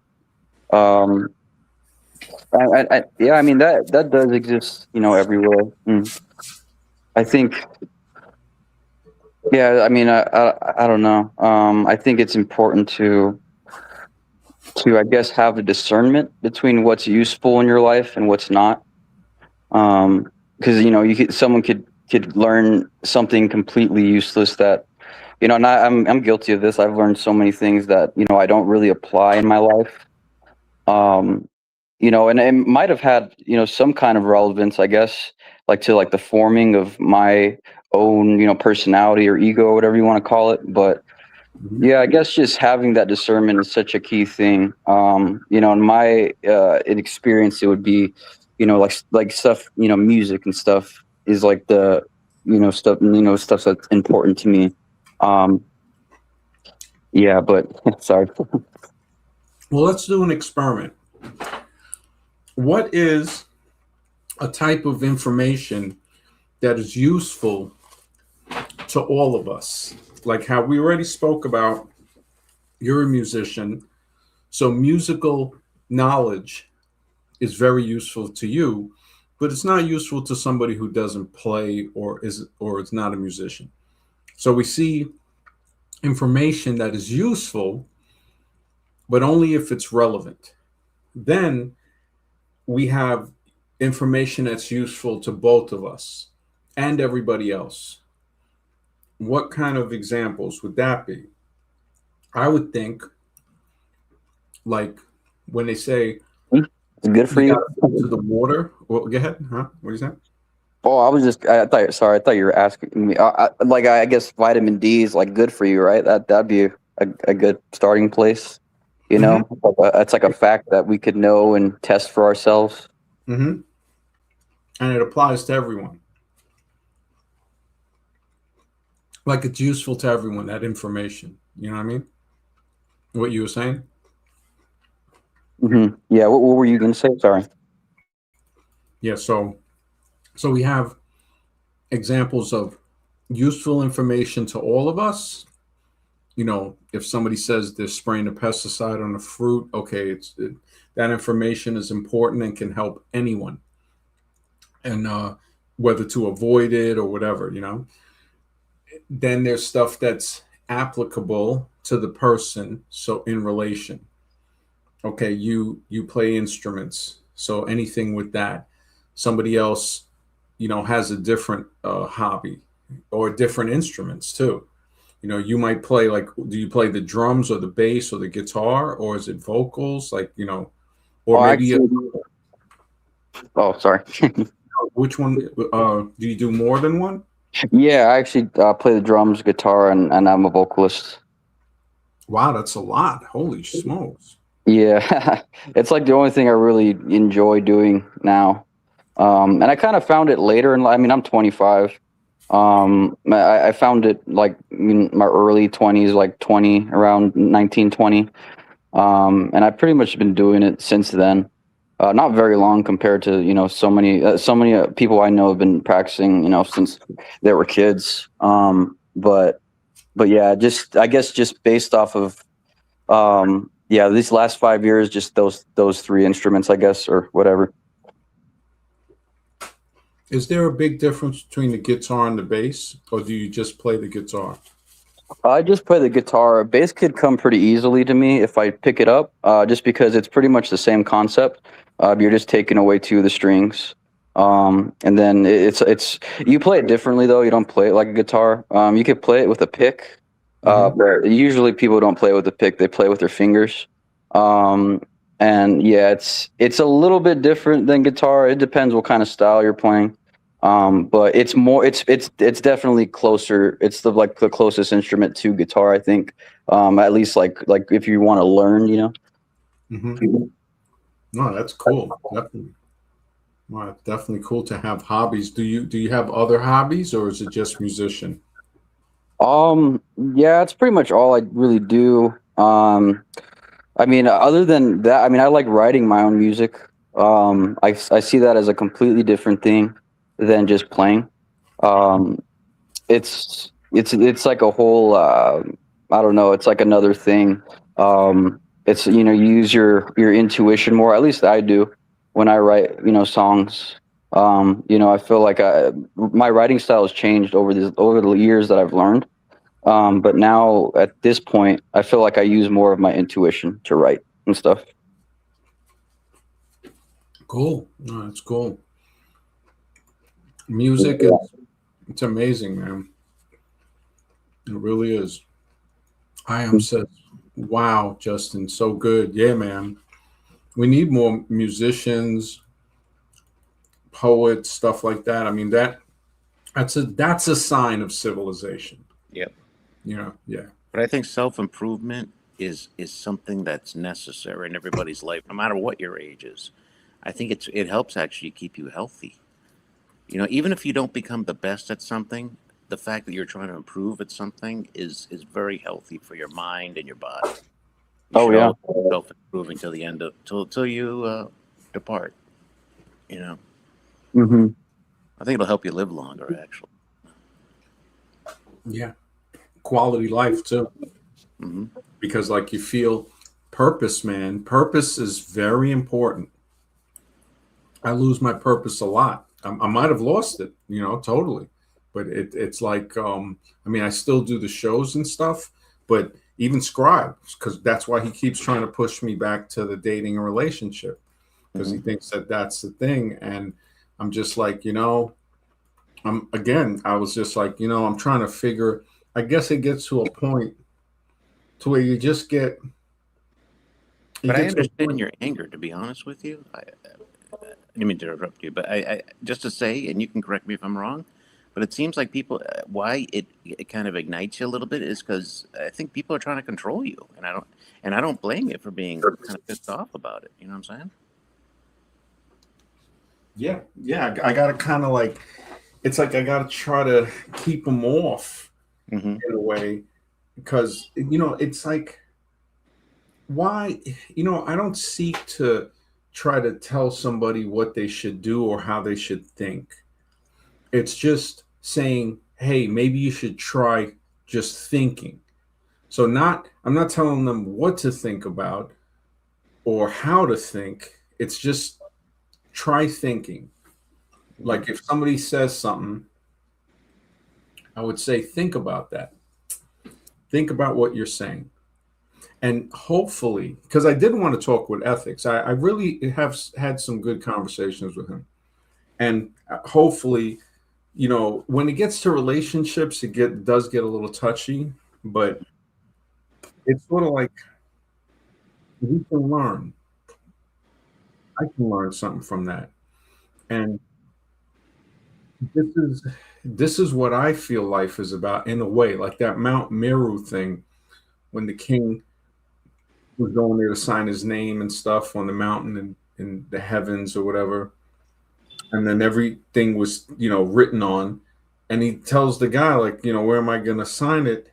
And at the end of the whole interaction, he started realizing that, life, it's not about achieving something. It's about being like in the self-service to others. Uh, yeah, go ahead, Ezra. Yeah, that was Bharata MD. Bharata had a brother called Bahubali. Bharata then he ruled the whole world as per the mythological story. Then he went to write his name and it was too late. And then he realized that his brother was still there to challenge him for the throne. So he fought with his brother in 3 battles, in constantly staring at each other and to see who will blink, and splashing water on each other to see who will fall, and wrestling. So Bharata lost all the 3 to Bahubali, and he felt ashamed of himself, and he couldn't write his name as well. No, So no, that's a no, no, no. I'm talking about the one where Mount Meru, I think. yeah. That No, was no, Bharata no. only. Wait, it might be That a was different. Bharata. The King of Kings goes to like the abode of the gods, where there's this big mountain, and all of Hmm. the great kings will write their name on that mountain. And when he goes there, there's everybody has written all over it, like over the infinity of years. So he Yeah, says, yeah. there's no place for me to write my name. And the guard goes, all right, just erase one of the other names and write your name there. And he looked and he goes, wait a minute. He goes, well, but what's the sense in that then? He goes, I did all of this stuff to be the king of kings, to get my name on this famous mountain. I forgot the name of the mountain, but it Mount might be Meru. Mount Meru actually. And then he goes, well, so then what was the meaning of this? And they came to the meaning of life's real reward is being in the service to others. Yeah. So it's not about all of the achievements to put your name on this. It's actually in the act. And when we look at things that somebody else has, it's easier to tell them how to correct. Like for some reason, it's easier when you help somebody do something than do something that you need to do for yourself. So an example would be, uh, say somebody needs to build a shed, and you say, hey, you know what? And now you need to build a shed, but somebody else needs to build one too. For some reason, to me, and I could be wrong, it just feels easier to help that person build a shed. Be like, all right, I'll give you a hand and we'll build a shed. Then to discipline myself and build my own shed first. Now, some people don't have that problem. They build their shed, they can help the other person build the shed. Like they're it's kind of like trying to think of good examples and ways I can put it to where it's the easiest to understand. Mr. X, did you have some? No, no, I'm just listening to you. I'm listening. So it's like saying trying to give telling somebody well, I don't want to use like cutting a lawn, like to say, all right, like putting in say putting in a garden. You help somebody put a garden in. Now, you need to put your garden in. You could put it in, or you could have the person, like the person that you help do the garden with, if that person helps you do the garden, you see how much easier it is when you receive the help. The person that you're helping do in the garden, they see how much easier it is when you help them. So now maybe that mutual beneficial service to each other, like the Mount Meru story, that is basically what life's about. Because spending time with each other, talking about existence, I mean, I don't see how people, yeah, if people want to isolate themselves, I see how they could say they wouldn't enjoy that, but there is an enjoyment not doing it all the time, even just 20% of the time, if that. But when you spend times with other people and you have good conversations, it gives like a different, like a fuller meaning to life for some reason. Now, definitely thinking and contemplating on your own, without a doubt, is a good thing. You know, you can go, you can travel into far distances in your mind when you're thinking isolated, solitude. But when you have good conversations with other people, and not conversations that seem hard, like these, some of these might be like when people bring their ideas and it seems a little bit hard, not too rigid, but hard, like a okay, you got to be thinking. When you're just hanging out, sometimes it's even better, like we used to do on the old stream. So it wasn't like really being deep in thought. It was sort of like just laughing and roasting and, you know, saying stuff that had knowledge, but just enjoying ourselves more. With the knowledge streams, there is a lot of thought put into it. So it's like, you know, that's another thing, because it's not, we can have relaxed conversations, but for the most part, they're more like informative conversations. And that's why it felt like a good break when DK was, you know, kind of going a little spurgy yesterday. It was actually like, it just felt like it was a good change, you know. I mean, I enjoyed it. I was like, wow, you know, he he's a funny guy, you know. But again, it might not have been a funny situation. He might really have a something mental going on. A lot of people do, you know. We Hey, he's the one that came up with the saying, we're all on Shutter Island. So, you know, he went straight Shutter Island. You know, he started doing the Shutter the Shutter Island. Asrun, you had some? No, no, someone has come. I have to go now, MD. Okay. I'll try to hop back some. Okay, thank you. Thank you for having me on your show, MD. Okay, thank you for coming on, man. You take care. Yeah, Azarun, have good luck. Yeah, Asrun, man, one of the coolest brothers around, man. He just does his thing. A lot of knowledge, man. A lot of knowledge. Mm-hmm. Definitely, I've learned a lot from him. He's like an encyclopedia of knowledge, man. That definitely. Oh, definitely. And just to make it clear why I was saying what I said earlier about people trying to control you, I'm just trying to give you good advice to be prepared. No, Yeah. you're right. Somebody else had told me. A few people have told me that. A few people, because they saw, and you know, it definitely happened when you, me, wait, it was Jake, Lasagna, Scribe, you and I. Oh, yeah. Mm-hmm. And it was yeah, it definitely They just want to control you and have them do Yeah. your bidding. And it's just like, the reason I say it is the worst thing, the reason people can erupt is when they get caught off guard. Yeah. But when you're aware, you won't get erupt. You know what I'm saying? Yeah, I shouldn't have blacked out on them as much as I did, but Mm-hmm. you know, yeah, they tried to it felt very predatory. Right. I mean, the only reason I'm saying it's not good to black out is not for their sake. It's actually for your sake. It's just Yeah, not healthy. It's not healthy to lose exactly. your Yeah, it's not mature. It's Yeah. saying that you can be controlled. There's an old saying, when you get angry, you immediately make that person your master. And Yes. that's a deep saying. It's like, holy smokes. Like, why do you want to raise your blood pressure for that? I don't think Anything. Yeah, you know, it's like your heart. any You type don't want of to do it. yeah, exactly. Exactly. It's like, you know, it's like caring, just even caring is too much. Yeah. It's to say, look, I don't even care. It's like that person's thinking of something, whatever, fine. My whole thing is going forward, and that's where purpose comes in.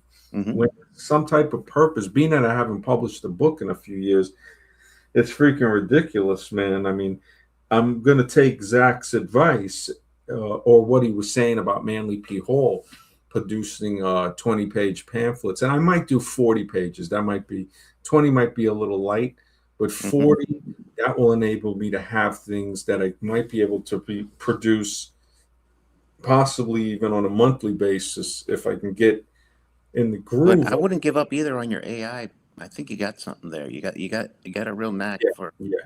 The the AI. ball chasers. I mean, it didn't really. It's. I don't even think it got 200 views. I mean, it Doesn't, but you might. know what? Keep going. It was good. It was well done. It was well done.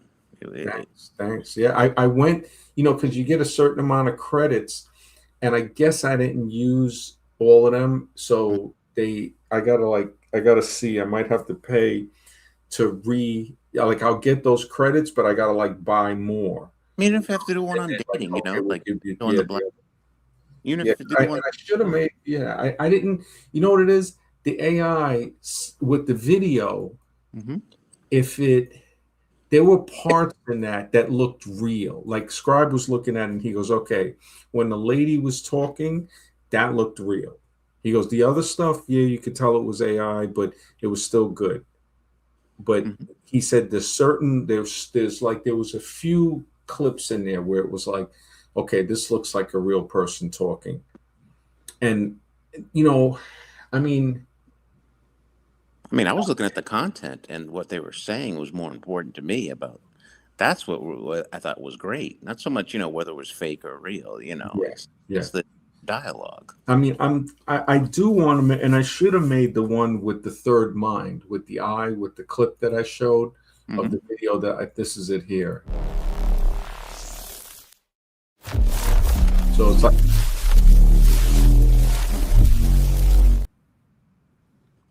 and they're thinking, like the picture I had where they're thinking, and yeah, so they're creating the third mind by thinking together in an idea form, not combative.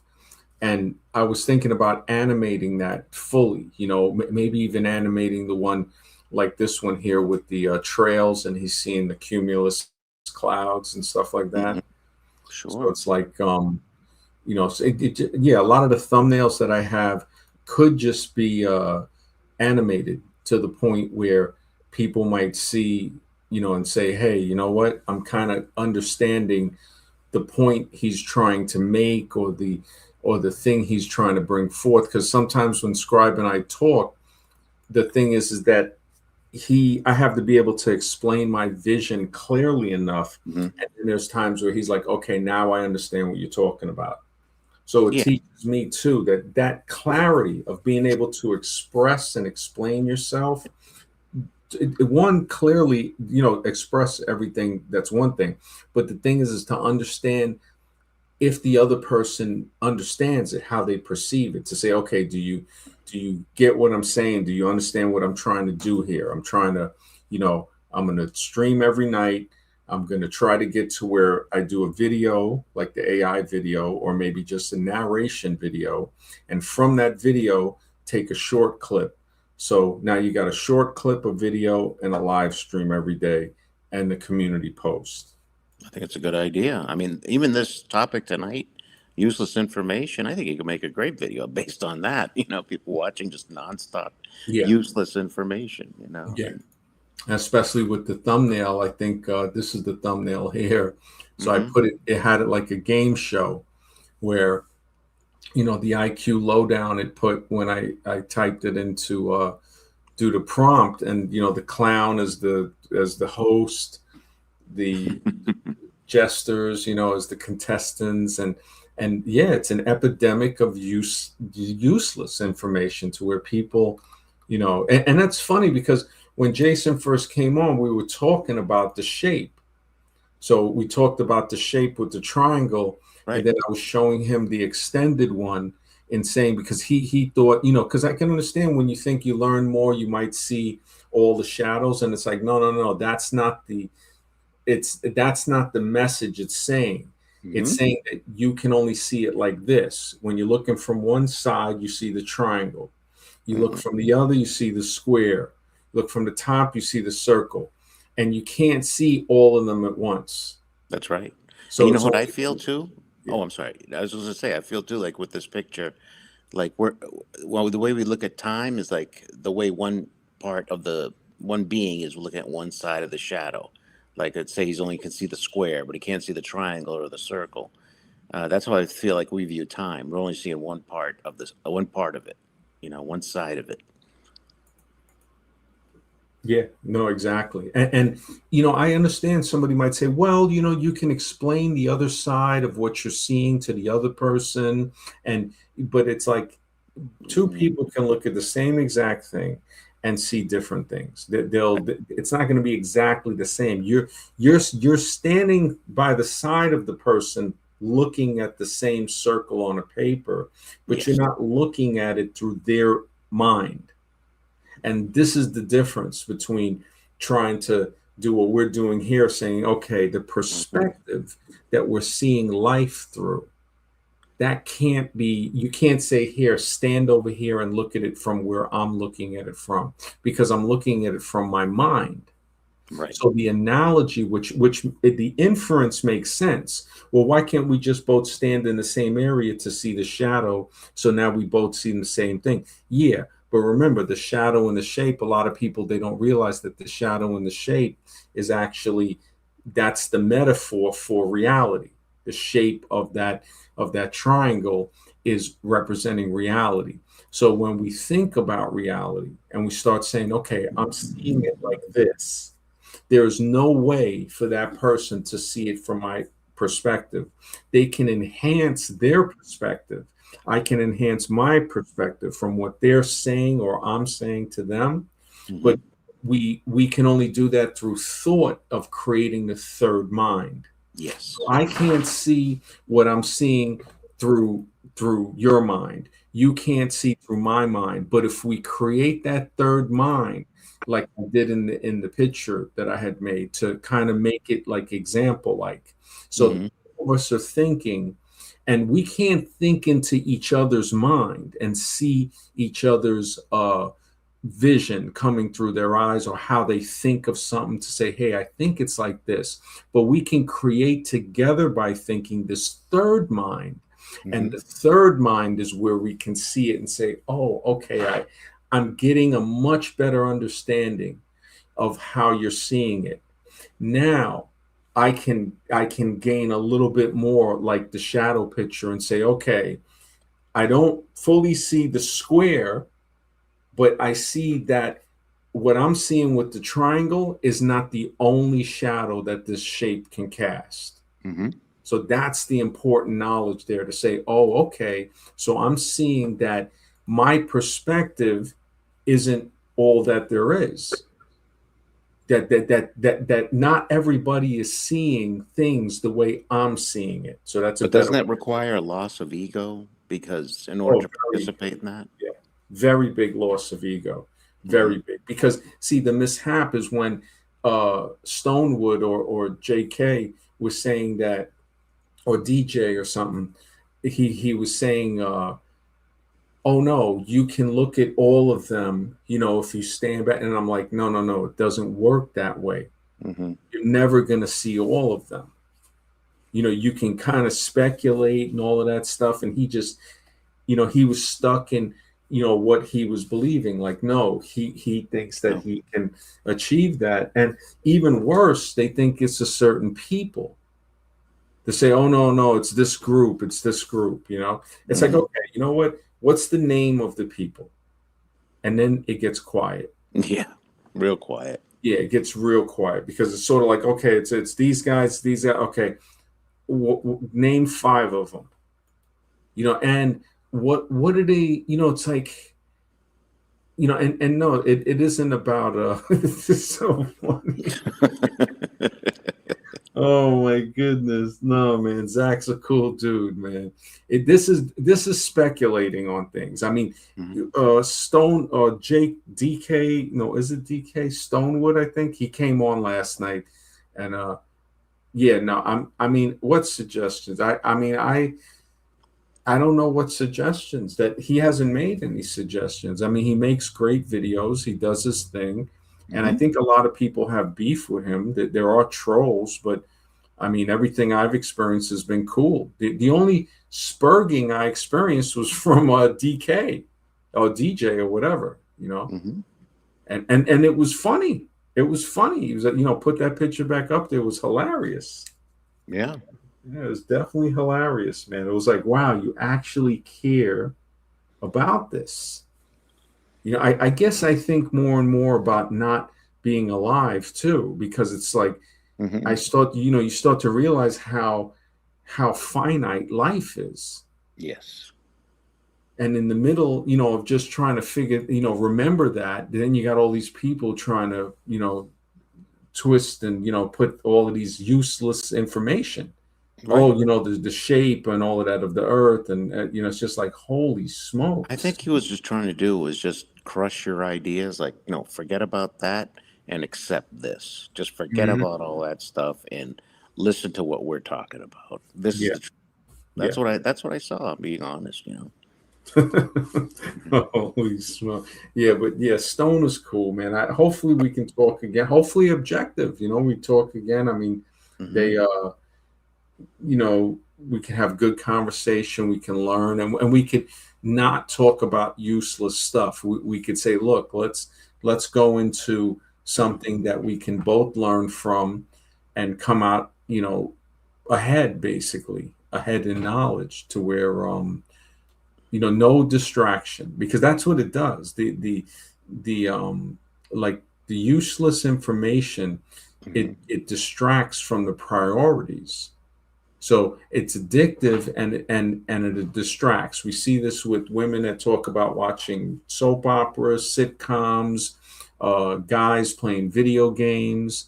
So the useless information of knowing how to play a video game is kind of useless information Sure. when I think about it. Knowing any type of football stuff from way back, or baseball. It's like, who cares Mhm. who played for what team? It's ridiculous. It's like, holy, talk about taking up space in a person's head. Mhm. I just want to know how that helps me understand why I'm here, where I came from, and where I'm going. But don't you think that answer is going to be more? It's not going to be a scientific one. It's going to be a philosophical one. It will be philosophical, like, again, because remember, they want us to think in only one thing or the other. Mhm. So it can be a blend. It can be part philosophical, part scientific, part spiritual. Mhm. So it could actually, that would make more sense, that it would be a little bit of this, a little bit of that, instead of just one thing.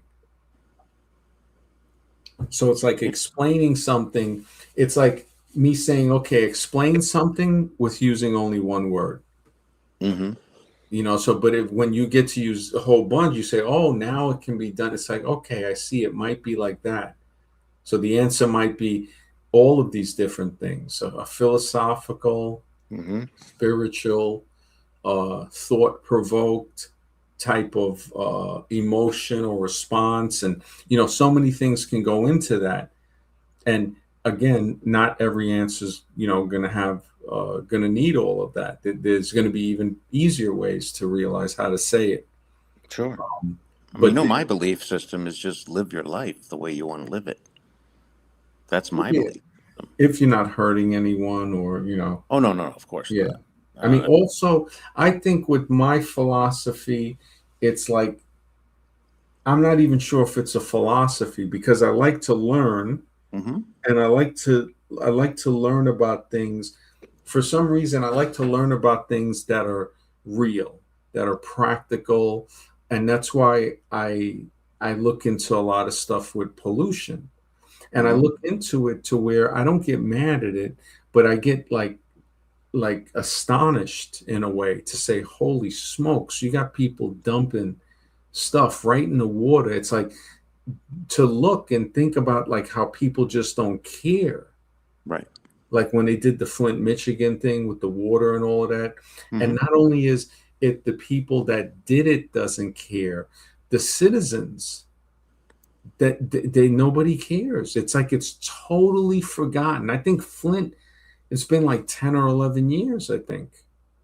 Yeah, it's been a long time. I don't even hear about it anymore. Yeah, yeah. It's like holy smokes. But what does that tell you about the world? What's the conclusion you can come to? Is it a good place, or is it a very fallen, messed up world that Well, we're living? that's the thing. There's places that we may not know about that are paradises. Some of Mm, them we do know about it, like, and they're simple. So, see, I think what we're thinking, being that we grew up in a so-called modern nation, um, we think that it should be technological paradise. So the technological paradise, that's modernization, growing up in a modern country, seeing technology, which America is one of the most modern. I mean, even more modern than a lot of stuff in Europe. Uh, we just have, like contemporary, the 19th century stuff more. Europe has a lot more architecture from the centuries before that. But as hmm far as modern stuff, America leads. Are you Uh, sure they lead, or would it be Japan, or maybe even China well, at this Japan, point? yeah, yeah. So we see how Japan, we see how it's not something which somebody would think it's from Europe, because Europe has some old architecture that's just freaking off. It's mind blowing. The Hmm castles and stuff like that. You're not even competing with stuff like that. But No. there could have been stuff like that here that was covered by maybe a cataclysm or that whole Tartaria type of theory, with the mud floods and stuff covering certain things they say in San Francisco. Now, I'm not sure if it's true. I'd have to look into it. But the castles in Europe, I mean, them you looking at straight Dracula. But Yeah. then the modern stuff is a whole different ball game. So because now we're looking at like stainless steel stuff like that, like modern. You would think that from this part, we would think paradise is gonna, or some type of technological space advancement type of thing, like hmm Elysium, the movie. But right now, in other parts of the world, in a more simplistic type of way, paradise exists that we are so overstimulated, we might overlook it as being paradise because we're so much ratified in the rat race. We're Yeah. used to the maze. We are so used to the maze that when we see a place like Nepal or something where you're just living in like a nice village, everything's there, you got your food, and it's just like relax. It's like you hmm see where the food is coming from. You're living on the farm Right. and you're saying, okay, I don't need nothing else. This village with these farms, this is it. You look at like the people living in Southeast Asia, the people living on the farms. Yeah, every day it's a routine. They're working, they're doing certain things, but they're living in accordance with everything. And But to this is me, I don't know if I'd want to live like that. I'll be honest, just me Yeah, and, personally. and you know what I think it's from? I Hmm think it's because we've been modernized, because Yeah. we say, you know what, unless I got like my modern comforts, Yes. it's what I'm saying? Yeah, and I totally understand that. So I'm saying, Yeah. but That made me a zombie, probably, but I'm no, being honest. well, yeah, I think we are zombified to that extent because Hmm in a way it's paradise. Like one of my friends moved to the Virgin Islands. Now, I think the US, it's US and British, I think. So I think they went Yes. to the US side. And, hmm I was thinking, okay, I've been to the islands, many Caribbean islands. And it is kind of primitive, it's not totally primitive. I mean, in the cities they have, toilets and stuff, but it's not like the US, Right. so I was just like, man, you over there in the Virgin Islands, that might be kind of it's tough. And he goes, they got a Home Depot. And I was like, wow. I was like, they got a Home Depot. I hmm was like, right there. I was like, so the modernization is there. um and I have to admit, some of those islands, I mean, with the blue water and everything, it is kind of paradise like. Yeah. but it's like you're so, because Florida, I went to Miami, but I didn't leave the airport. And but I've Oh, seen like some of the beaches are like blue, beautiful water, right? some of them are, yeah. Some of them are. They have a seaweed issue going on, but and they do have sometimes there's spills or something going on. They have warnings not to go into the beach Mhm. if there's like a sewage leak or something. You know what I mean? That Yeah, has. it's messed up. Yeah. When I Oh, went to Dominican Republic, there's a beach, Boca Chica, oh, and man, the water was so beautiful. Blue. It was like right out the commercial, mm-hmm, and it was just, it was great. It was really, really. I was just like, wow. And it was, they had the fresh fruits, the mangoes and stuff like that, yeah, coconuts, and to me, I it actually. It has to be because I'm so modernized, because that is the type of paradise that I think we overlook because of what we've been conditioned with. yeah. That's true. I mean, but at the same time, yeah, the landscapes are beautiful, but at the same time, a lot of these islands are just, let's keep it real, they're not safe to live in. You know what I mean? There was a Yeah. lot of tourists. So I mean, in Dominican Republic, especially, I've heard this Oh story. no, DR is dangerous. Yeah. DR is like they got a curfew at 1 a.m. in the morning till Mhm. 5. So if Wow. they catch you out there, the police will, if the police are even out, because I Hmm. don't know if the police might not be out. There was like, and I asked them, I said, why, is there a curfew? And they said too many murders. Yeah. And I was like, holy smokes. I mean, we still went out like around maybe 2 or 3 in the morning, but there Hmm. was nothing out there. It was just, you're not finding anything, it's like everything is like quiet. But I think before that, it used to be where there was probably a lot going on. Oh yeah. No, no. Yeah. It's my daughter's been to a few places. She had a video one time of one guy. I think it was. I don't know if it was in Peru or what country it was, where I guess they do street justice out there. And the guy basically he was on the floor. They put gasoline on him and lit him on fire. She happened to see that. In Peru? I don't know which country it was. Peru, Guatemala. I can't remember which one she went to, but it's one of the Central American countries. And yeah, they lit him on fire in the middle of the street. That's crazy, man. That's Driving, like, yeah, they're driving around and there's dead bodies, everywhere, like covered up. The police. I mean, it's just like, yeah, they're beautiful places in the world, but they're freaking dangerous. You know what I mean? yeah, Yeah, certain places. I mean, there are places in the States too. You look at of course there are. some of the Chicago, New York, Hmm. Philly, um, LA, there's places in Texas, but I hear what you're saying. The islands is like a whole different thing. And It's, South America, when I was in Uruguay, by Brazil on the border, hmm. yeah, things can happen. Things can happen.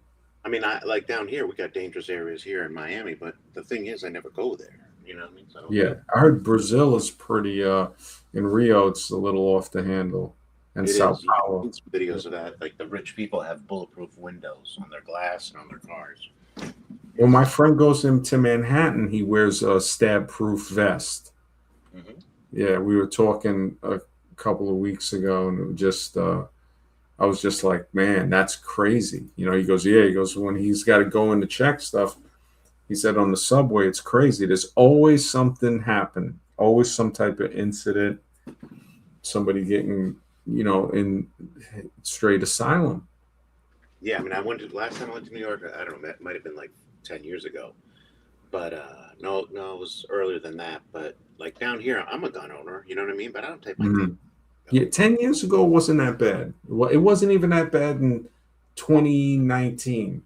Hmm. I was in Manhattan, and yeah, it was. I went to the museum and everything, and But yeah, I feel like I have to have a gun in New York. Like I would carry my pistol on me all the time if I lived in New I York. think you'd have to have No, a. I can't do it legally, but you know what Yeah, I'm saying? you'd have that. Yeah, you'd have, because in New York there's videos on YouTube where they've given guys time over that, like heavy fines, and even though their weapon was registered in Florida or another state, if you don't have it registered here, if you don't Oh, have a New York State license for it, they put you through the ringer. oh no, I'd never do it. But I mean Yeah, like you need it. Yeah, no, it's definitely. I mean, I wouldn't say if you don't go to the bad areas, you don't really need it. But I know Don't they it's kind of all like, mix in together? I noticed that with New York. It's like you can be in a good area one block and then another block, forget it. You know what I mean? yeah. So it's like it's the tough thing is if there's a lot of people around, you can't. In a way, if you do have a weapon, you can't discharge it because if you're in a crowd, it's going to hit more than one person. Hmm. There's so much scams in New York City. I mean, well, in all the boroughs actually. When you Yeah. think, yeah, it's not just there, but um, yeah, no, I Like hear what. with fire in New York, they really are because they want to keep taxing and they want to, be soft on crime. It's like you're going to destroy your city. It's not going to work.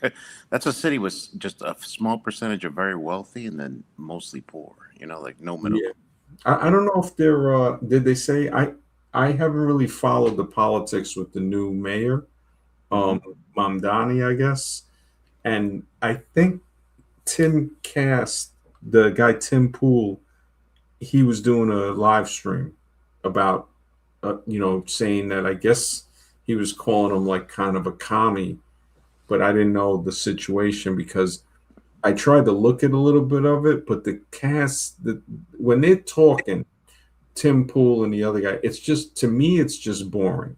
Yeah. It's very boring. It's like I'm just like I don't know what it is about him that just he's wearing the hat, the ski cap. Yeah, you already know. It's like it's so over. It's like he's so insecure Hmm. about his head that he has to wear a ski cap. It's like it's glued to his freaking head because he doesn't want people to see that he's got the Norwood Reaper. It came for him, and it just it's over. Yeah. So yeah, and his I could see if it had some type of flavor to it. Like you can look at some other people talking and you could say, okay, I could listen to this conversation. I don't need to be looking at them, but I can listen to it and see what they're saying. With the Tim cast or whatever they call it, the Tim Pool cast, it Hmm. just wasn't I didn't feel drawn to it. It was repulsive actually because it's like, man, this is boring, and it's like again perfect like for the stream we're having. It was useless information, Yeah. and I kind of sensed it. I was like, yeah, man, I don't want to sit here and listen to this. I felt like I was wasting my life listening just to a couple of minutes, yeah, of Tim Pool. I mean, there's a lot of crap out here. You got your Nick Fuentes groups and everything like that, and worried, like you said earlier, they're worried about the white population dying.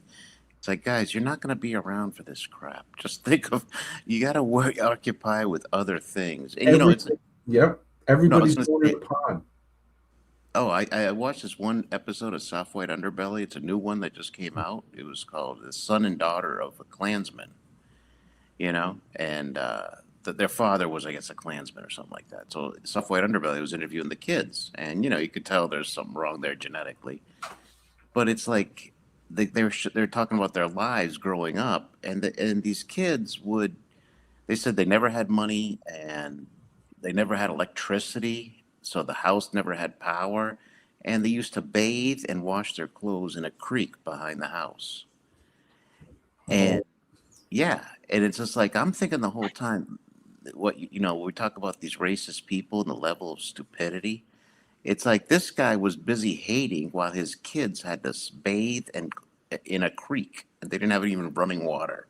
It's just, yeah, yeah. it's just you occupy your mind with this racism crap. Like we're seeing a lot of it right now on YouTube. A lot of people are playing the race card and Mhm. like get over this shit. You know what I mean? Like just better Yeah. your life or something. Yeah. Like don't think of this crap. But you got your Nick Fuentes is out there, and guess what? He's pretty popular. People listen to this. You know what I'm saying? Yeah, a lot of people, man. It's crazy. I'm surprised. I'm very surprised how to Mm. listen to it and believe Useless it. information. Really useless. Yeah, and more than just useless, it's dangerous in a way. Hmm. Yeah, Oh, I agree. It's 100% dangerous. You know, it's Yeah, because you see these people, the how they react, how they behave according to it, and we see it on all sides. Look at just the useless information, total useless event, and we saw how people just went straight, uh, you know, crazy on after the Knicks thing in Manhattan. yeah, they were killing each other Yeah, basically. yeah. Yeah, you know, it's So, a zombie apocalypse. It really is. yeah, The evidence is there. You know, it yeah, sounds good, but also the yeah. evidence is there. No, We can yeah, point out yeah, yeah. plenty. Evidence is clearly there. The useless information, it just, yeah, that the zombies, we saw what happens. They can't judge which details are actually important. They can't make informed decisions. They just go, and they went on like a it was zombie. Yeah, that's the best way Hmm. to to describe it. And we're sitting here in what they would call the curse of knowledge, like Nietzsche. I Yeah. think we talked about it, that having that excessive uh, amount, that highly specialized, that it separates you. But then the other people Hmm. that have the useless facts can create a disconnect where a person assumes others know the same background details. So, like, kind of like when they believe, like, oh, it's it's these people, and they kind of assume that other people know that, Yes. and then they're going on that presence because they're so aggressive, actually, Hmm. and it's just like, holy smokes, it's Kind of like, like why? when Jake came on, you know, to be honest with you. Mhm. Started up with the Nick Fuentes crap, you know what I mean? Yeah, yeah. It like you could see the effect that it had from Hmm. him watching it. Yeah. It affected him so much that he came on our show and started talking about it. Right. Like, And it's like, wait a minute, do you realize who you're talking to? I don't yeah, think MD has any interest in this shit. You know yeah, what yeah, I mean? exactly. He Yeah. must have listened to it, and then went. They have those other streams where all they do is talk about that type of stuff. Yeah. And it's kind of like Alexis said earlier. It's like they're always pushing the replacement. I mean, when Sally got mad, she was in the chat, many streams ago, and everything was cool. And then she started bringing up the replacement thing, and she got kind of like, I would say, kind of offended. Hmm. I mean, we're all getting replaced because nobody lives forever. What the heck? You know? Yeah, everybody's and also Yeah. when you look at when somebody tells me that the birth rate is going down because people aren't making as much money and this and that, it's like that doesn't make any sense. You got poor people without money having a lot of kids. Yeah. So it's not about them not having the money. And even if they say, oh, well, those people are ghetto, and it's like, well, they also have those people in a lot of the trailer parks around the United Sure. States. Absolutely. Like the So video I was telling you about. yeah, They great trailer park, you yeah. know? So there's so many ways to just show the evidence to say, yeah, what they're trying to push is not accurate. And they're doing it to divide people.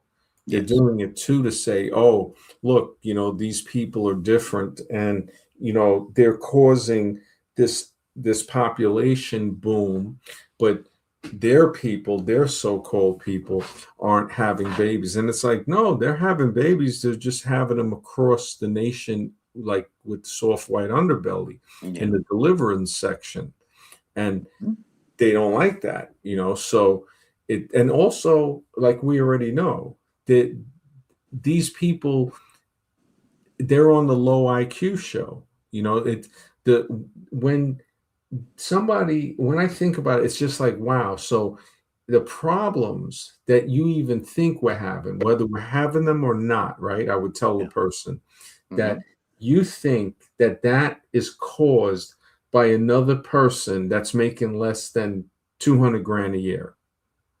So, Yeah. so you're telling me everybody who makes underneath, and probably dramatically underneath that, probably under 80 grand or 30 grand, whatever. You're Hmm. telling me those people are the ones that are oppressing you. Exactly. And it just, again, it's like somebody not seeing the circle or the square shadow, and they're saying, no, the triangle shadow is what it is. And how do you not see that?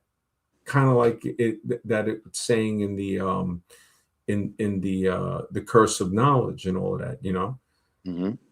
But yeah, the information pollution, useless information, man. Information pollution is actually a good one. It's useless information frequently combined with or mistaken for inaccuracies. And it That's right. fuels, it fuels the spread of misinformation and disinformation.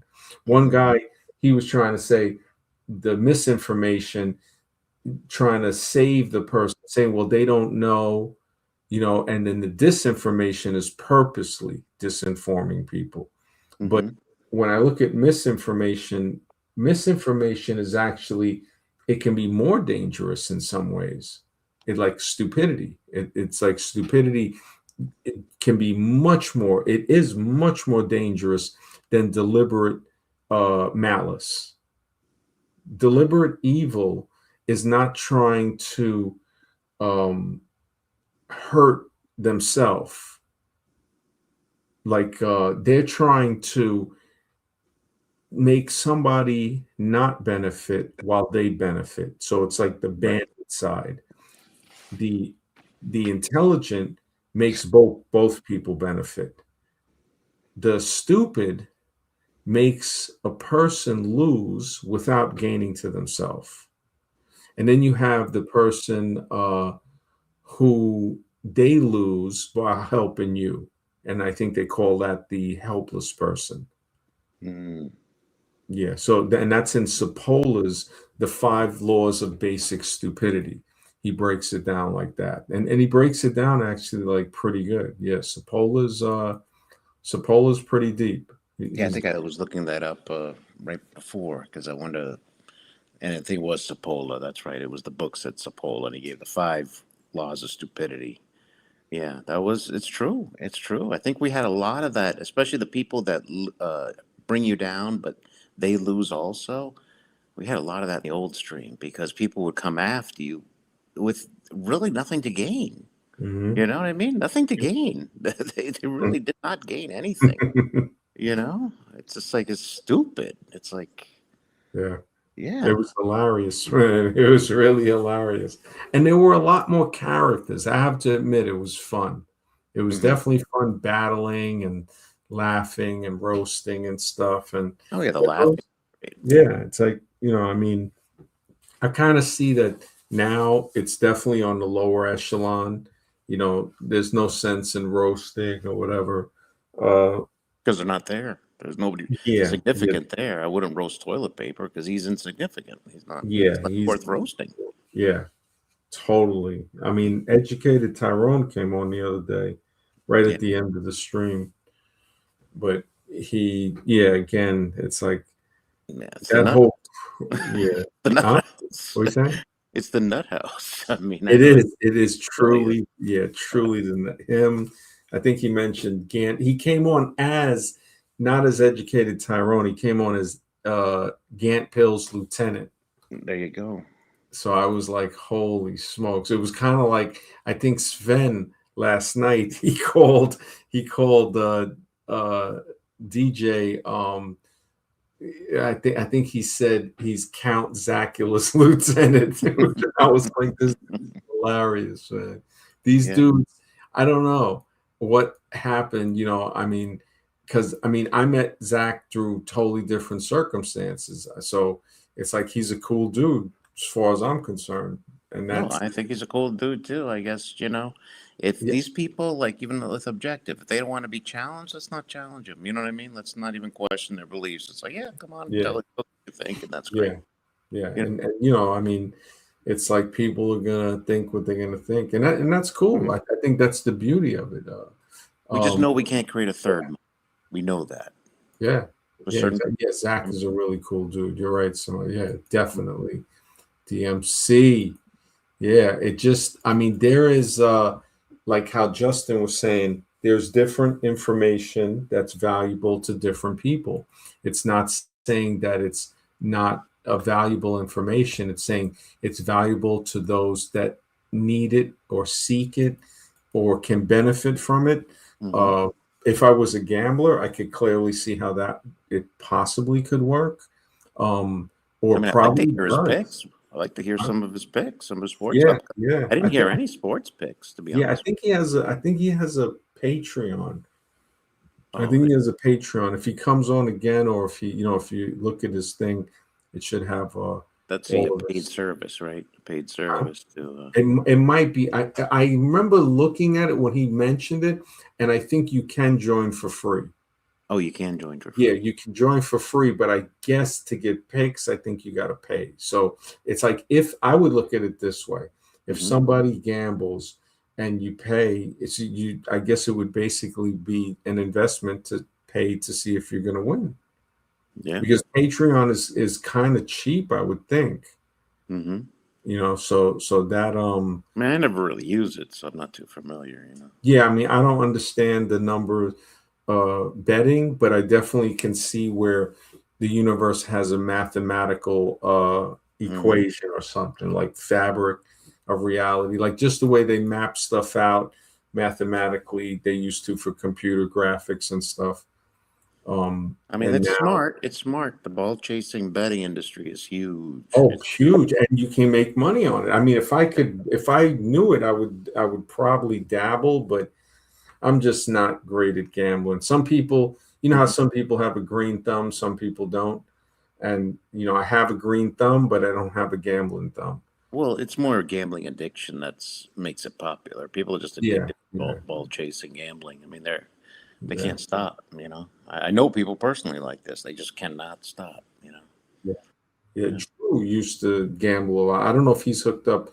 He might benefit from checking Zach stuff out. But Drew was telling me, I think Drew has a good system himself, but I don't know if he uses numbers. He might. He might. We never got that deep into talking about it because he knows I don't really, gamble on the football games or anything. I just never found interest. I do gamble on the games, but I gamble to keep them entertaining because Yeah. I mean, otherwise I might care about the game. if I knew I was going to win money, or if I saw the reality of it, I would probably do it. I I mean, my just, bets are like $5, $10. yeah. To me, I'm like that. I would probably be like, okay, what am I winning for my 20? Hmm. Like, am I winning 20 or am I winning 100? Well, it depends. You can do like a straight bet.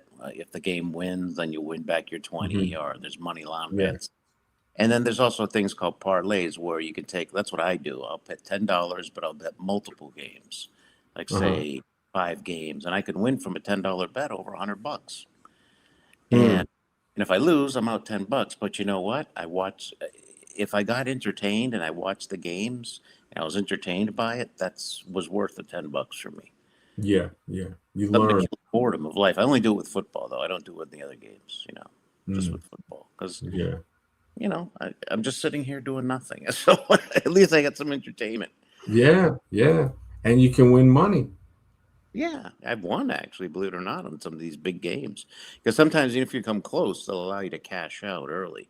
You like say if you were going to get paid $200 on a $10 bet for like 7 games. Because I've done that before. If you're winning 6 out of the 7, they'll offer you like, all right, we'll give you $150, and you can cash out early. So it's. But I do it for entertainment only. I'm not doing it as a retirement plan. I mean, these Mhm. other guys, the guys who put all their money on a sure thing, those are the guys that really get into trouble. Yeah, that's a hard one. Yeah, and it changes the personality. When you see somebody betting a lot, Hmm. it has like a very it can create anxiety. Yes. Yeah, it definitely just when I think about the casino, because Jose used to gamble on the casino, so Hmm. I noticed the change in him, and it's just like yeah, to make it with that, even if you make it and you're making say 100 200 grand a year as a professional gambler, Hmm. um it's not just a job. it's something that like kind of infects the mind. Yes. Where if they're at a wedding, if they're at a funeral, if they're at a celebration of any sort, they're thinking about gambling. Yep, that's right. You see the addiction, and it's like, holy smokes. So regardless what you do, you can't you can't escape that effect. It's Oh, it like, plays with your head big time. yes, yes. And I've noticed that my father used to gamble a lot, and Oh, he did. yeah, I didn't understand. I mean, he was good. I mean, I remember going to like at least 5 or 7 major race tracks when I was a kid, like 7, 8 years old, 9 years old. Allie, what's up? Good to see you if you're there. Hey, good to see you too. Good to see you, Allie. Anything on your mind? Well, I just thought I'd interject when because I've thought about this a lot. I haven't heard people talk about it, but in regards to gambling, so I'm not going to like take it down another direction No, no, completely. no. Yeah. But like it's interesting how like they got all the natives to put the casinos on, and so like to kind of to get everybody to gamble, like that's kind of where they make their money, which is I think karmically it lowers their vibration from going from like back in the day of like the drum circles and that sort of thing to then just like getting quote unquote the white man to start gambling. It lowers them to that same kind of like crony, you want to say crony capitalism or whatever. Like I don't know what your thoughts are on that, but I feel like there's more to it. I don't know, just always like they started the casinos back on the West Coast like what 30 years ago. I remember them hitting up 40 years ago. um I don't know. So that's kind of what I was thinking. And my mom got addicted to video poker, so I know very well how bad it can get. Hmm.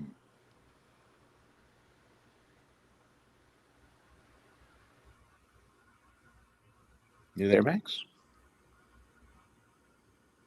Maybe took a break.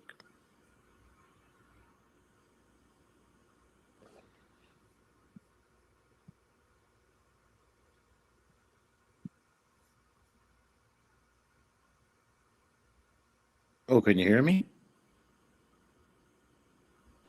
I can hear you. Oh, I okay. don't Is see is anyone. is is Max talking? Because I don't hear him. No.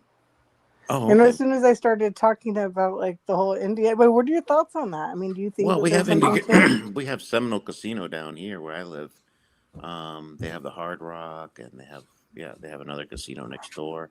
It's all in Indian land, owned by they.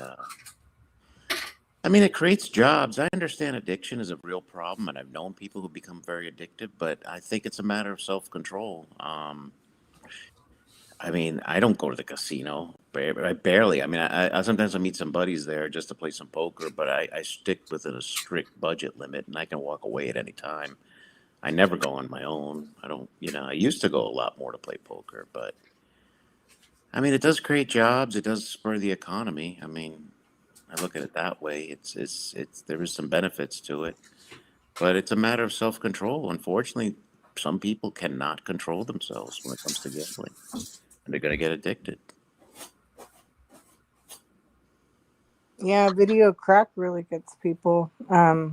But yeah, this the without down in Florida, those are like the wealthiest. That's like one of the wealthiest tribes I think there is. Yeah, they own the Hard Rock. Oh Um, yeah, they're taking over like crazy. mhm. And there's tons of people in those casinos, and they're betting more than they can afford to lose. You see it. Yeah, and But then and Las Vegas is taking a turn. Like I went, I don't even like drink or gamble, so I don't even know why I mhm. went there. But that was like 3 years ago, and it was just so expensive. And I've heard other people say like it's getting way more expensive there and less tourism because of it. Oh yeah. Well, Last time I went to Vegas, though, I went with my daughter, and one thing that is important to do is to see as many shows and go. I went to the Zach Bagans Museum; that was fun. But see a lot of shows, especially if you're not a big gambler or a drinker. You know what I mean? Um, that's really what's good about it. But we'd only spend a couple of days there, and then took off somewhere else, some other part of the state. I thought Lake Right. Tahoe afterwards, to see Lake Tahoe finally. But yeah, it's the mecca of gambling. I know that's what it's for. Where the mob is. I've heard that actually the Mormons are somehow behind Vegas. I The don't know if that's Mormons? true. Yeah, You like mean the yeah. mob? You're talking about the mob that they started Vegas? Well, yeah, the mob, the Italian mob, the quote unquote Italian mob, but like, Mhm. but then also, I don't know. Like, I've just heard this in passing. I don't know if you've heard of it, but yeah, like the Mormons are somehow connected to Vegas and Sin City, which would seem kind of ironic, but everything's kind of ironic. I mean, I wouldn't doubt it, but I just haven't heard about it. Um, wouldn't doubt it that some organizations that we think are holier than thou are actually involved in casinos and so forth. Yeah. Bring them young. Yeah. Can't we really think of that? Brigham Young. I never heard it phonetically spoken until just now. You get it? Brigham Young. Like, get him here young. Brigham Young. Bring them young. It's almost unbelievable to be like, wow. I had his picture. It was hilarious. I mean, the fact that Brigham Young. I don't know if I. Let me see if I saved it. No, I didn't save it under his name, but I think I got it. Brigham Young. He was I think he was a Mormon, right? Yeah, and I believe, was it him or Joseph Smith was a Freemason? So it's actually modeled after Freemasonry. Um, I think Joseph Smith was a Freemason. Maybe they probably both were, but definitely I think Joseph Smith was. That wouldn't surprise me at all.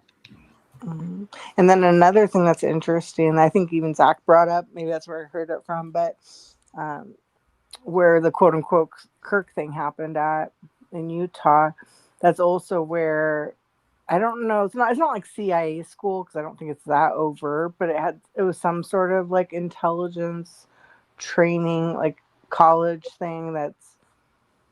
I mean, it's not really CIA school. I mean, I'm just saying that, but it was something kind of under that umbrella. So they kind of might explain a little, practice round of your graduate thesis being a crisis actor. That's your graduate thesis. Mhm.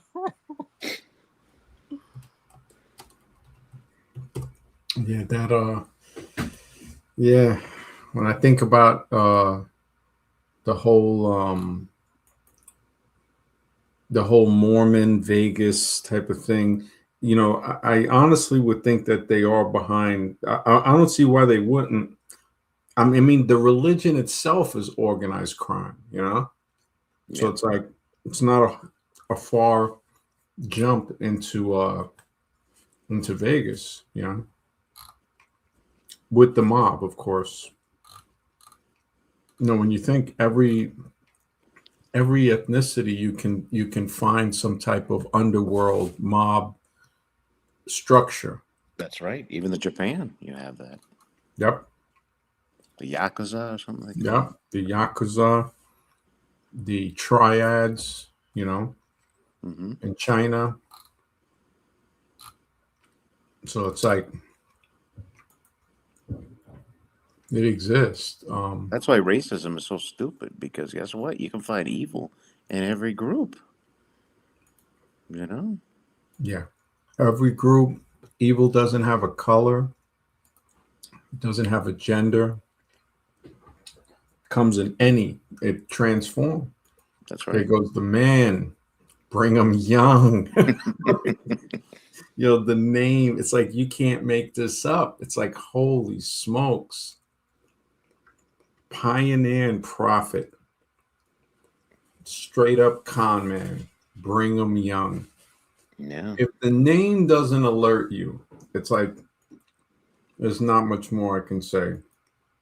Well, yeah, because it's the religion that they get married young too, right? Like I know, Mhm. it just hit me until like tonight when I'm like, because I'm starting to kind of think along those kind of word plays, with the anagrams, but now phonetically, like here, how they do those things, and Mhm. so that's when I was like, wait, bring them young, like bring them young. Like, here we go. Like shit, it never ends with this like stuff. But what was I gonna say? There's something about what was it about the turn it? Oh well, I'll think about it because I was gonna say bring up something to you. Had to do with Mormons. What was that? I think Oh, what that, else I was going to bring to you that I think is interesting is that so it ties into when you guys were talking about racism. But what about when you take a whole bunch of people? Okay, like you take and you can and men, maybe women, mostly men, and you confine them to an area in a building. They get very tribal and become like racist, right? Like they go with like, and I'm saying this because of jails or Mhm. so it's like when you put people in to a prison, they then turn, you might say racist or like like they. So why do you think that is then that they become Can when I you comment real confine quick on that? them? Because I don't think that's a good example. You know why? Because most of those guys going to prison are not good people, no matter what the race. So I don't know, you know what I mean? Versus a group of law abiding good people may not do that. You know what I'm saying? You're right. Yeah, you're dealing with the lowest of the low in society, the killers, the grapers, and the con artists. All kinds of stuff. So I was just You're making. right. Yeah. I think when people are scared too, like if you put them in in an environment like prison, they're probably very scared, even though they don't, I guess show it. But I think one of those things that fear does is like, oh, okay, now I got to stay with like with the group that's gonna keep me safe, I guess. And then Yeah. that has to be with the skin color because it's what like the most obvious. So it's like okay, we look Yeah, the same. right. Yeah.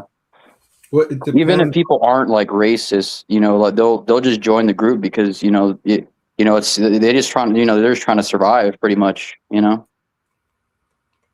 I think it depends on the place that the person is incarcerated. If it's on the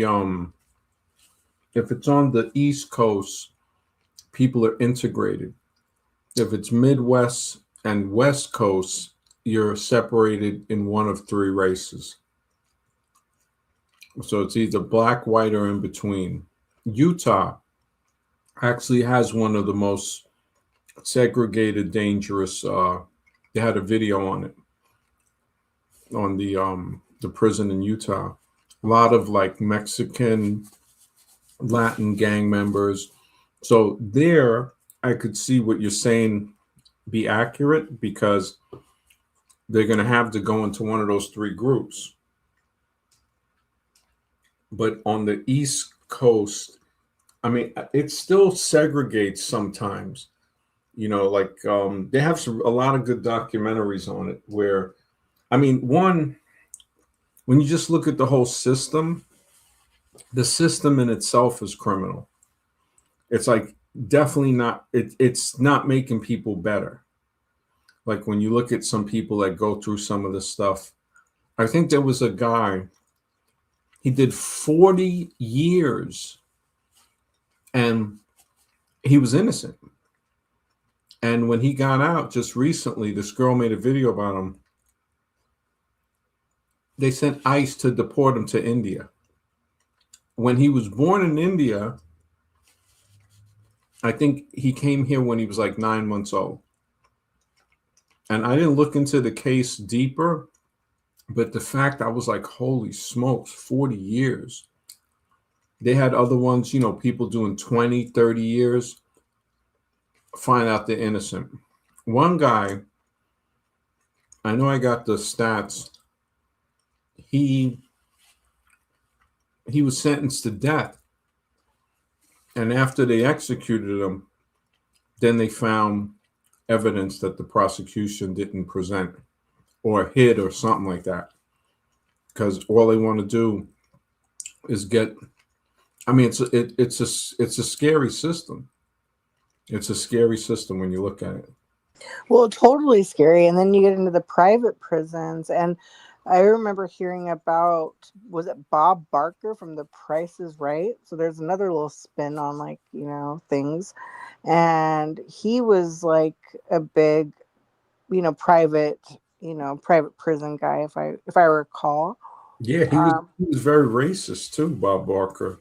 but make sure It you spay your behind the cats. scenes, like he was dating one of the models, and it was hilarious because she told a story that when he found out she had previously had a black boyfriend, that he tried to like lecture her on like a whole bunch of like racist stuff without, it was like stereotypes.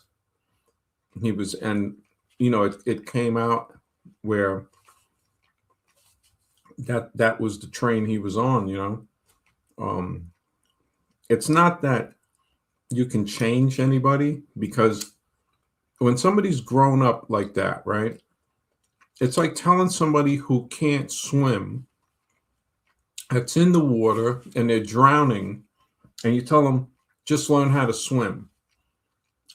It's like, he can't learn how to swim, he's drowning, he doesn't know how to swim. Swimming takes time to learn. Now maybe there's a chance he can start doggy paddling or something, but it's a low chance. The same thing when somebody's racist. They can't just stop being racist. They have invested a lot into being that stupid, into holding preconceived notions in a way where they're truth about people. Now stereotypes exist for a reason. They do have truth to them. But to say that everybody's like that, or like when they push this 13% thing, and it's like, okay, 13%, 50% murder, and it's not an accurate statistic, but let's just say it is. That 13% is not committing 50% of the murders. Out of that 13%, you're looking at 1 and maybe 2 at the most percent out of that is committing all of that crime. In the same way that you have 70% of the PDF files being committed by the other side, but it's not 70%. Or if somebody were to say 60 something percent of the people, that they would classify as white, you say, well, wait a minute, how do they commit 70% of all PDF files? Well, it's not all. Wait, maybe you're speaking in code, and I don't want you to get trouble to break. Can you give me a hint? What does PDF files mean? Oh, it means people that have been, they do child crimes. Like essay, you know what essay is? Yeah. Yeah, so it's like essay, children essay. That's a PDF file. Oh, I never heard that term before. And I know PDF, but I didn't know that was a Yeah. term. So yeah, it's kind of, we say that instead of saying the pedo. Like the Well, it pedo. is true. You see that up here, I feel like everybody's getting charged with that yet. If it's true that those that run this world tend to more than dabble in that. But then this is my thing, and I'll speak in broad terms because I know we're on YouTube, but when I learned about Amalek and, I might be part of, I mean, who knows, whatever, there's this whole long history, right?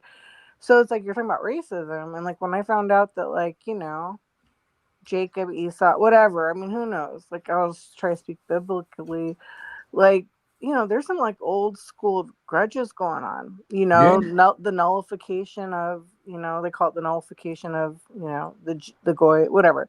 So I didn't know that they hated us that bad. I mean, I don't even like to consider I am technically a goy. I was actually really sad my Wi-Fi went out today, and that's goy, to me, and I call myself a goy. I'm like, damn, that's super goy of me. But so I'll admit that, but a lot of people don't even know that they're like that. You know what I mean? They don't even know that they are. But point being is, I don't know. I just, it kind of really 4 years ago, it really got me. And I was scared. I'm like, oh my God, they're going to kill us all right now. No, it's paranoia. Think about it. It's like a black person calling himself the N-word. That's just like a regular person or somebody who's not from that religion calling themselves some type of reference that is self-degrading. It's all about, and remember, the people who are taught that, they're being brainwashed. Everybody is being brainwashed to to be afraid of the other person. And there are legitimate reasons in some cases to be afraid, but not in all cases. That's the thing. It's easy to Well, forget that. but when, like, a certain group kind of, like, controls, like, Hollywood and the banks and the pharmaceutical company, and, like, I mean, Well, like, it's if you different. look at, Like, all right, look at a circus, right? A circus can't exist if the performers don't act. So no matter who owns Hollywood, if people aren't performing, it can't work. So in other words, what I'm saying, it takes two. So if somebody, like, we don't need to watch Hollywood. You see, so that's the perfect example, because it's like saying, okay, it's something you don't need. Now, there are things we do need that might be owned by certain people, but the fact that Hollywood is something that we don't need. If you never saw a television show or a movie, how bad would it impact your life? It would actually make all of our lives better.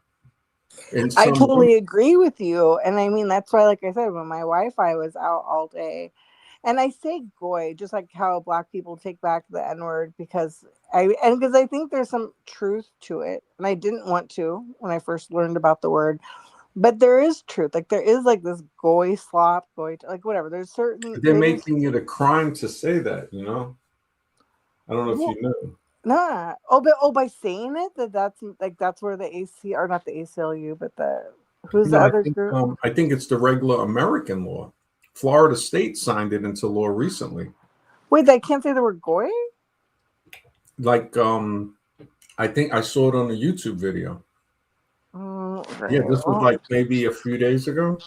I mean, I could be wrong. Well, no, it was that with a little bit of a slang on it. So it was that word, but it had something else attached that to it. doesn't make sense, because, like, technically it's kind of like reverse psychology, because it's kind of like that's what they say about Yeah, whatever. no, Like, and so it people were doesn't make. criticizing it. I remember it was like trying to tell a black person that saying the N word is racist. If they, Yeah, it's like flipping the was gaslighting, and it hurts yeah, my but head. I look at it like, when, to me, it's like a curse. So if I'm sitting in a restaurant, which I rarely do, or I'm somewhere, I don't want to hear somebody saying F, F, F, especially if there's kids around. Say we're in a department store or whatever. And that's the same thing with the N word, with the other, slangs, religious slangs and stuff. It's sort of like, um it comes to a point of self respect, and to say, okay, somebody else can say whatever they want, but I have to hold myself to a higher level of excellence, of behavior, of saying, just because other people are saying it doesn't mean I have to say it. And to take it a step further, we should be able to have a conversation and say, okay, that word or these words are clearly used to control us. They're used to trigger us. And the N word was like one of the most ingenious psyops, to where all it does is create division, and it creates a type of subconscious self hate when people refer to themselves as that. And you got people of all colors that refer to themselves as that word. That should show people just how infectious these negative words can be. You're right. And I mean, I'm starting to really, just like when I was saying just about like the phonetic spelling of like Brigham Young, or just like the casting the spells, like just how this whole wordplay thing works and the magic of words and speaking, and how we like their incantations. Everything is like, in a sense, it's, our thoughts and then they become words. And I don't know, I get what you're saying. It's just hard for me, honestly, when I see a Goy nation. I don't want to. I don't want to. I really don't. I wish people didn't jump up and down for sports, like, and then, ignore things. Well, I love the people, way Zach talks. Zach doesn't say Goy, but he speaks on, like, and same with Mark Passio. Like, the nature of humans is pretty pathetic. I'm not trying to be negative. Like I said earlier, I'm a Scorpio, so I don't know. But I think you have a point, and I'll sit with it. Too, I do think that there's something to be said about that. There is a curse to that, because it's like, I think I think I've become kind of sociopathic when I think of people as cattle, because that's kind of what I've been told, and that's how I use it as. some, I would even say most. I would even say most. It's not, it's more, I see Jen said she looked it up. It's more than just that word. It's that plus it's like a combination thing. I don't know if they passed it, but look up to see if they're considering to vote on passing it. But it's not just the G word, it's a longer version of it. And look up, you might find the video. Great, so we're talking about prison, so then I'd have to go. I'm so, like, my social credit scores in the tank, because it's like, whatever. I mean, if they're really gonna go in that direction on things. I mean, you don't want, remember things again, the topic that we are talking about, it's perfect for useless information. So that type of stuff could easily be put into the category of useless information, because it doesn't it's meant to clog up the mind, just like you were saying, like you think about it, it's hard to stop thinking about it. That's because it has a way with filling up the mind and taking up space, where it causes an information overload. So now you're constantly consuming that, you're retaining the irrelevant details, and this is what they call digital brain rot. It affects us all. It leads to mental fatigue, a loss of focus, and an impaired ability to process, retain, and act upon critical information. So instead of like looking at it the way we're looking at it now, because we're creating a third mind, we're creating a fourth mind with Mr. X here. Oh, Justin must have hopped off. It would have been a fifth mind too. But the fact that we can all talk about this, it lets us say, okay, it lets us say we can't figure this out by ourselves, but together we can create these second, third, and fourth minds to help us figure this out. So like, I can't see your perspective, you can't see mine, but there's a way to make a mind in between ours called the third mind, like this picture. So I don't know if you can see this picture on the screen. That picture, Allie, I don't know if you can see it. Yeah, I can. All right, so you see, you can put yourself in the position of the woman on the left with the translucent purple fluorescent brain, and the man on the right has the blue fluorescent brain. And together, as they think, they're creating that mind in the middle, that yellow holographic mind. And that's when two people think and they create a third mind. And now that third mind enhances everything they think about. It becomes like a brainstorming area. And with Mr. X here, that would be another person. And you would be creating a third mind with him. I would be creating a third with him. So now it would be 3 other minds, our 3 minds plus 3 more. And then the 3 of us together create a powerful 4th mind where we can figure out problems that even 2 of us might not have been able to figure out. It might need even a 3rd person, which is like a think tank, I brainstorming. totally was gonna say think tank. Sorry, that's yep. Go on. So this is the way when we think about stuff like this, it combats the useless information epidemic that we see all around us. It pushes the brain rot away. And when we notice and remember the specific dangers of the information that is useless, we say, oh, okay, how do we detect it? How do we relieve ourselves if we get too much of it into our brain, which we already see is very hard to get rid of? It just thinking of a song that you can't get out of your head, or something you've heard, or some type of scene from a movie. These things are all, they can easily get implanted into the mind just by viewing it through a through a screen or a monitor. So it's really amazing when you look at it. I think we're underestimating the what's the word, like it's like the incredible achievement. It's a word that would mean that the incredible achievement of just electronics that we see, regular screens, just a cell phone or Yeah. a tablet.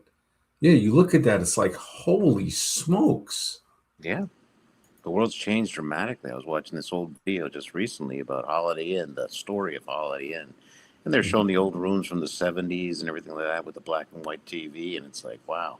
And this short period of time, what, 50 years, the world is just completely different.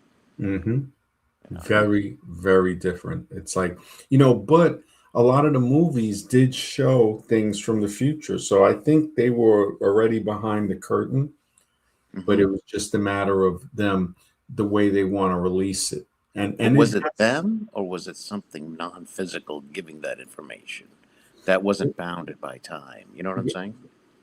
Or it could have been something that was physical that has a longer lifespan, say 2,000-3,000 years, 4,000, 20,000.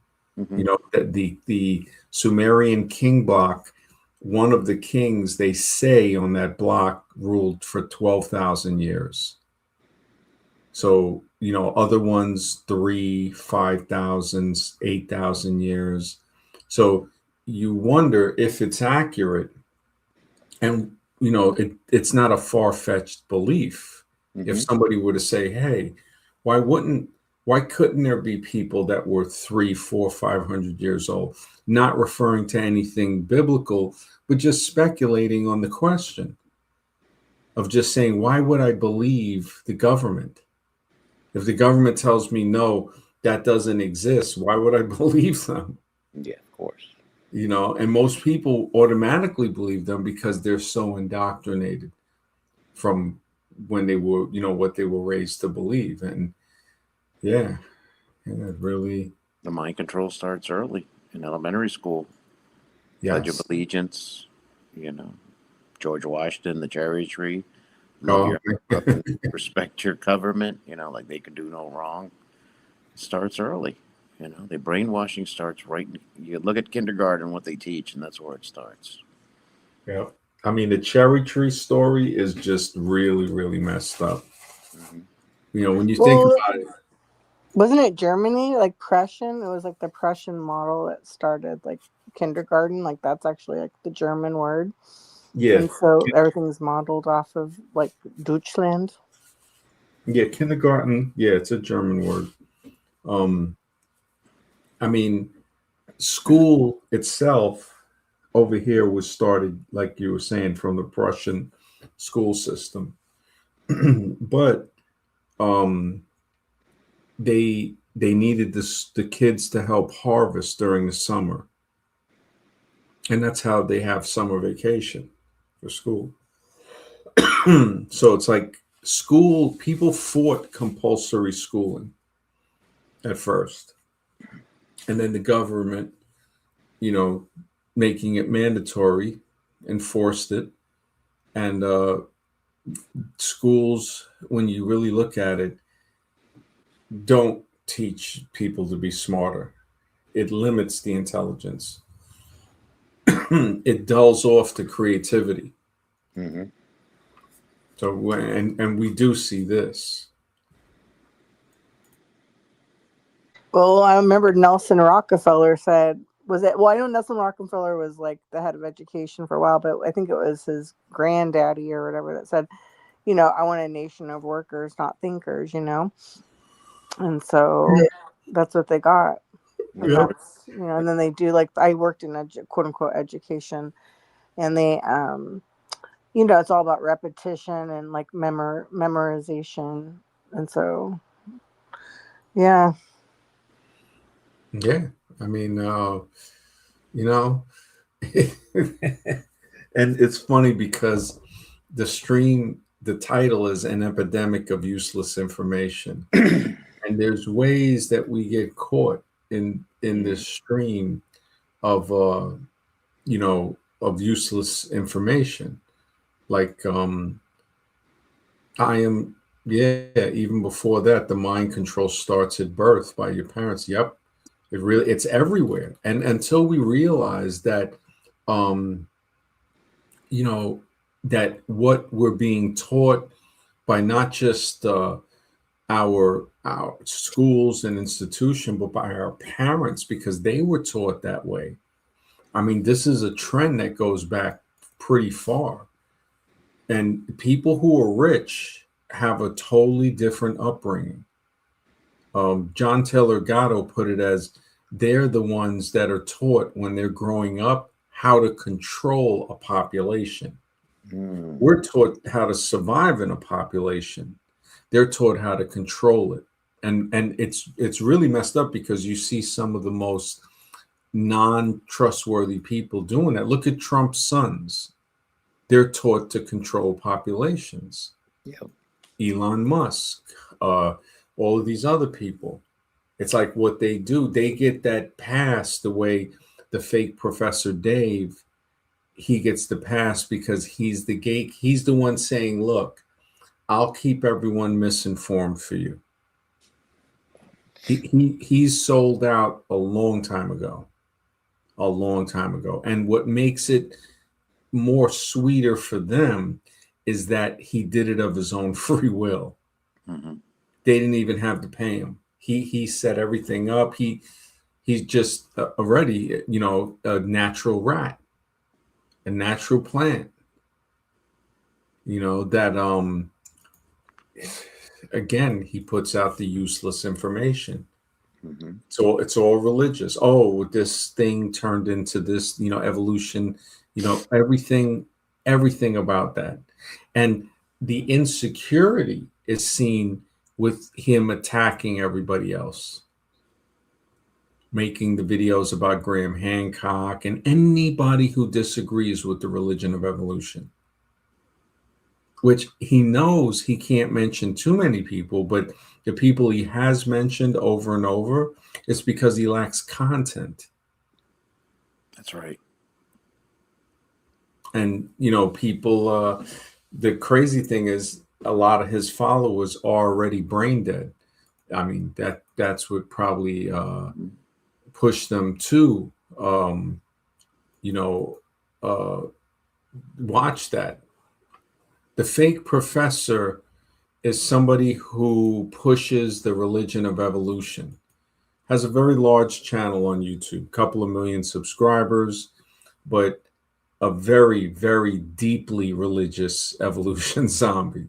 Yes, deeply religious evolution zombie, to the point where it's the ignorance becomes stifling at a point because you can't think. Like how you were saying about breakfast, when you go on that thing, that other stream, and it's Oh like yeah. you can't, and any type of, they don't want to know. It's like when we No. said last night, it's like, okay, look, I showed you, I demonstrated it for you, I showed it to you, but you don't want to accept that.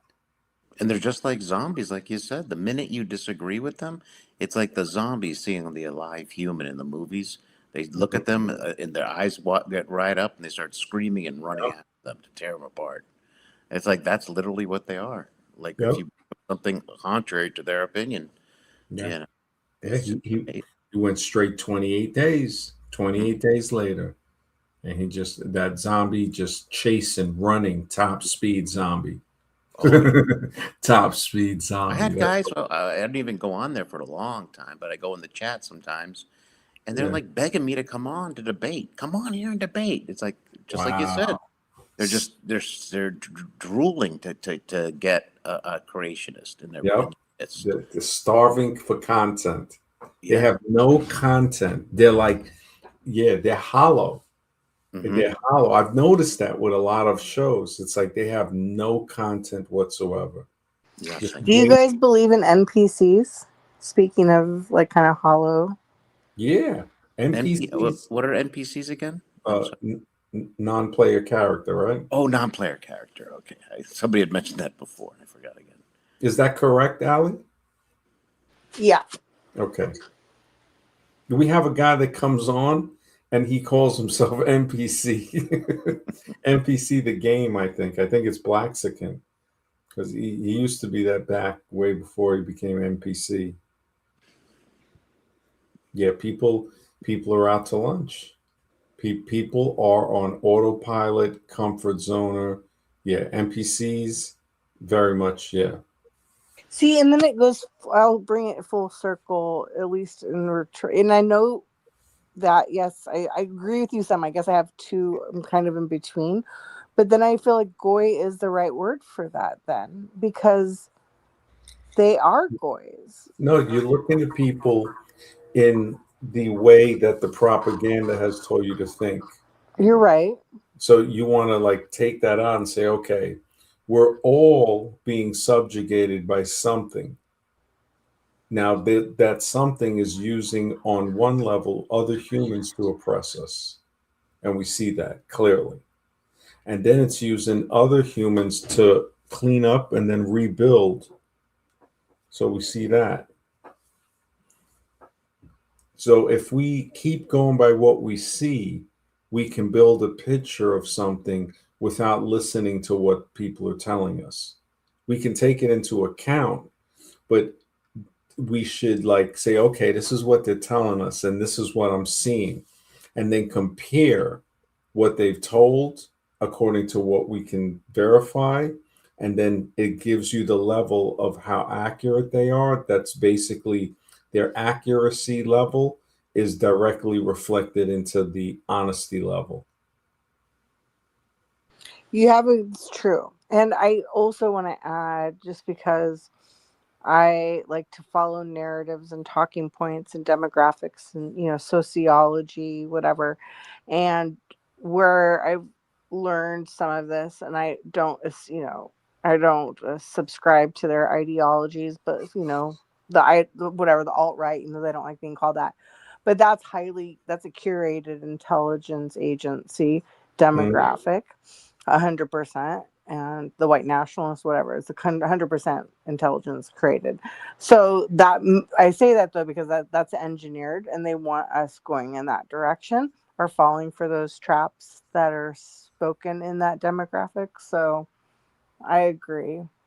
I know it's hard. It's kind of addictive in a weird way. I'm not gonna lie. So I gotta. That's my addiction, is talking like that. So I'll sit with it. Thank you, Max. Oh, that's cool. Cool. I appreciate your open mindedness and your comments and everything. And it's always a pleasure to have you come on. Yeah, it's good. It's about 118 over here. I don't know if you're on the east or the west coast, but I'm tired. I'm actually Midwest. I mean, my heart's on the West Coast, but I'm Mhm. currently in the Midwest. No, So cool. So you're central or mountain time? I'm Central. Okay. So I'm Okay. just an hour behind you. But yeah, it's Oh 12. yeah. So it's still late. It's like 12, 18 Mhm. there. Yeah, and I want to like zone out and like put on. I like listening to Art Bell, even though whatever. I like listening to Art Bell and going to Oh, I bed. haven't heard him Sometimes in a it's while. I haven't listened to him in a while. oh, it's fun. I like going back in time. It reminds me of when I was like in the late '90s with my mom, and we Mhm. go down the rabbit hole in our own little way, but Mhm. yet still very naive in many ways. I Oh, guess you I listen to still him am on the naive. radio, on the internet, Art Bell on the internet. Yeah, on Oh, YouTube actually, and I can yeah. do a dark. That's how I fall asleep sometimes. So I'm Mhm. ready for Art Bell, but it was great. I like hopping on here. I appreciate like I try not to come on too often, but, maybe a couple times a week, just because whatever. But I don't know. It's just nice to have space out because I can't talk to people anymore that much. Oh, thanks So for coming on. I have the same problem. Trust me. That's why Max, he gives me therapy for my ability not to have these conversations in real life. I can't have them. So I thank him for having them. So I can come here and, you know, speak at a certain level, at a higher level than I'm accustomed to in real life. And we get some entertainment. Last night we had some really good entertainment with Hmm. DJ Stonewood. He's hilarious, man. He definitely very strong, opinionated person, and it was kind of funny. Hmm. It definitely was. But yeah, everybody in the chat, I appreciate you guys for being there. Mr. X, Ali, Justin, Azvaroon, who came on tonight. Appreciate you guys. And yeah, I'll stream tonight, most likely at 10, if I can, a little earlier. If anything happens, I'll stream a little later. But yeah, I'll see you guys tonight. You guys take care, and we'll talk soon. Have a great night, everyone.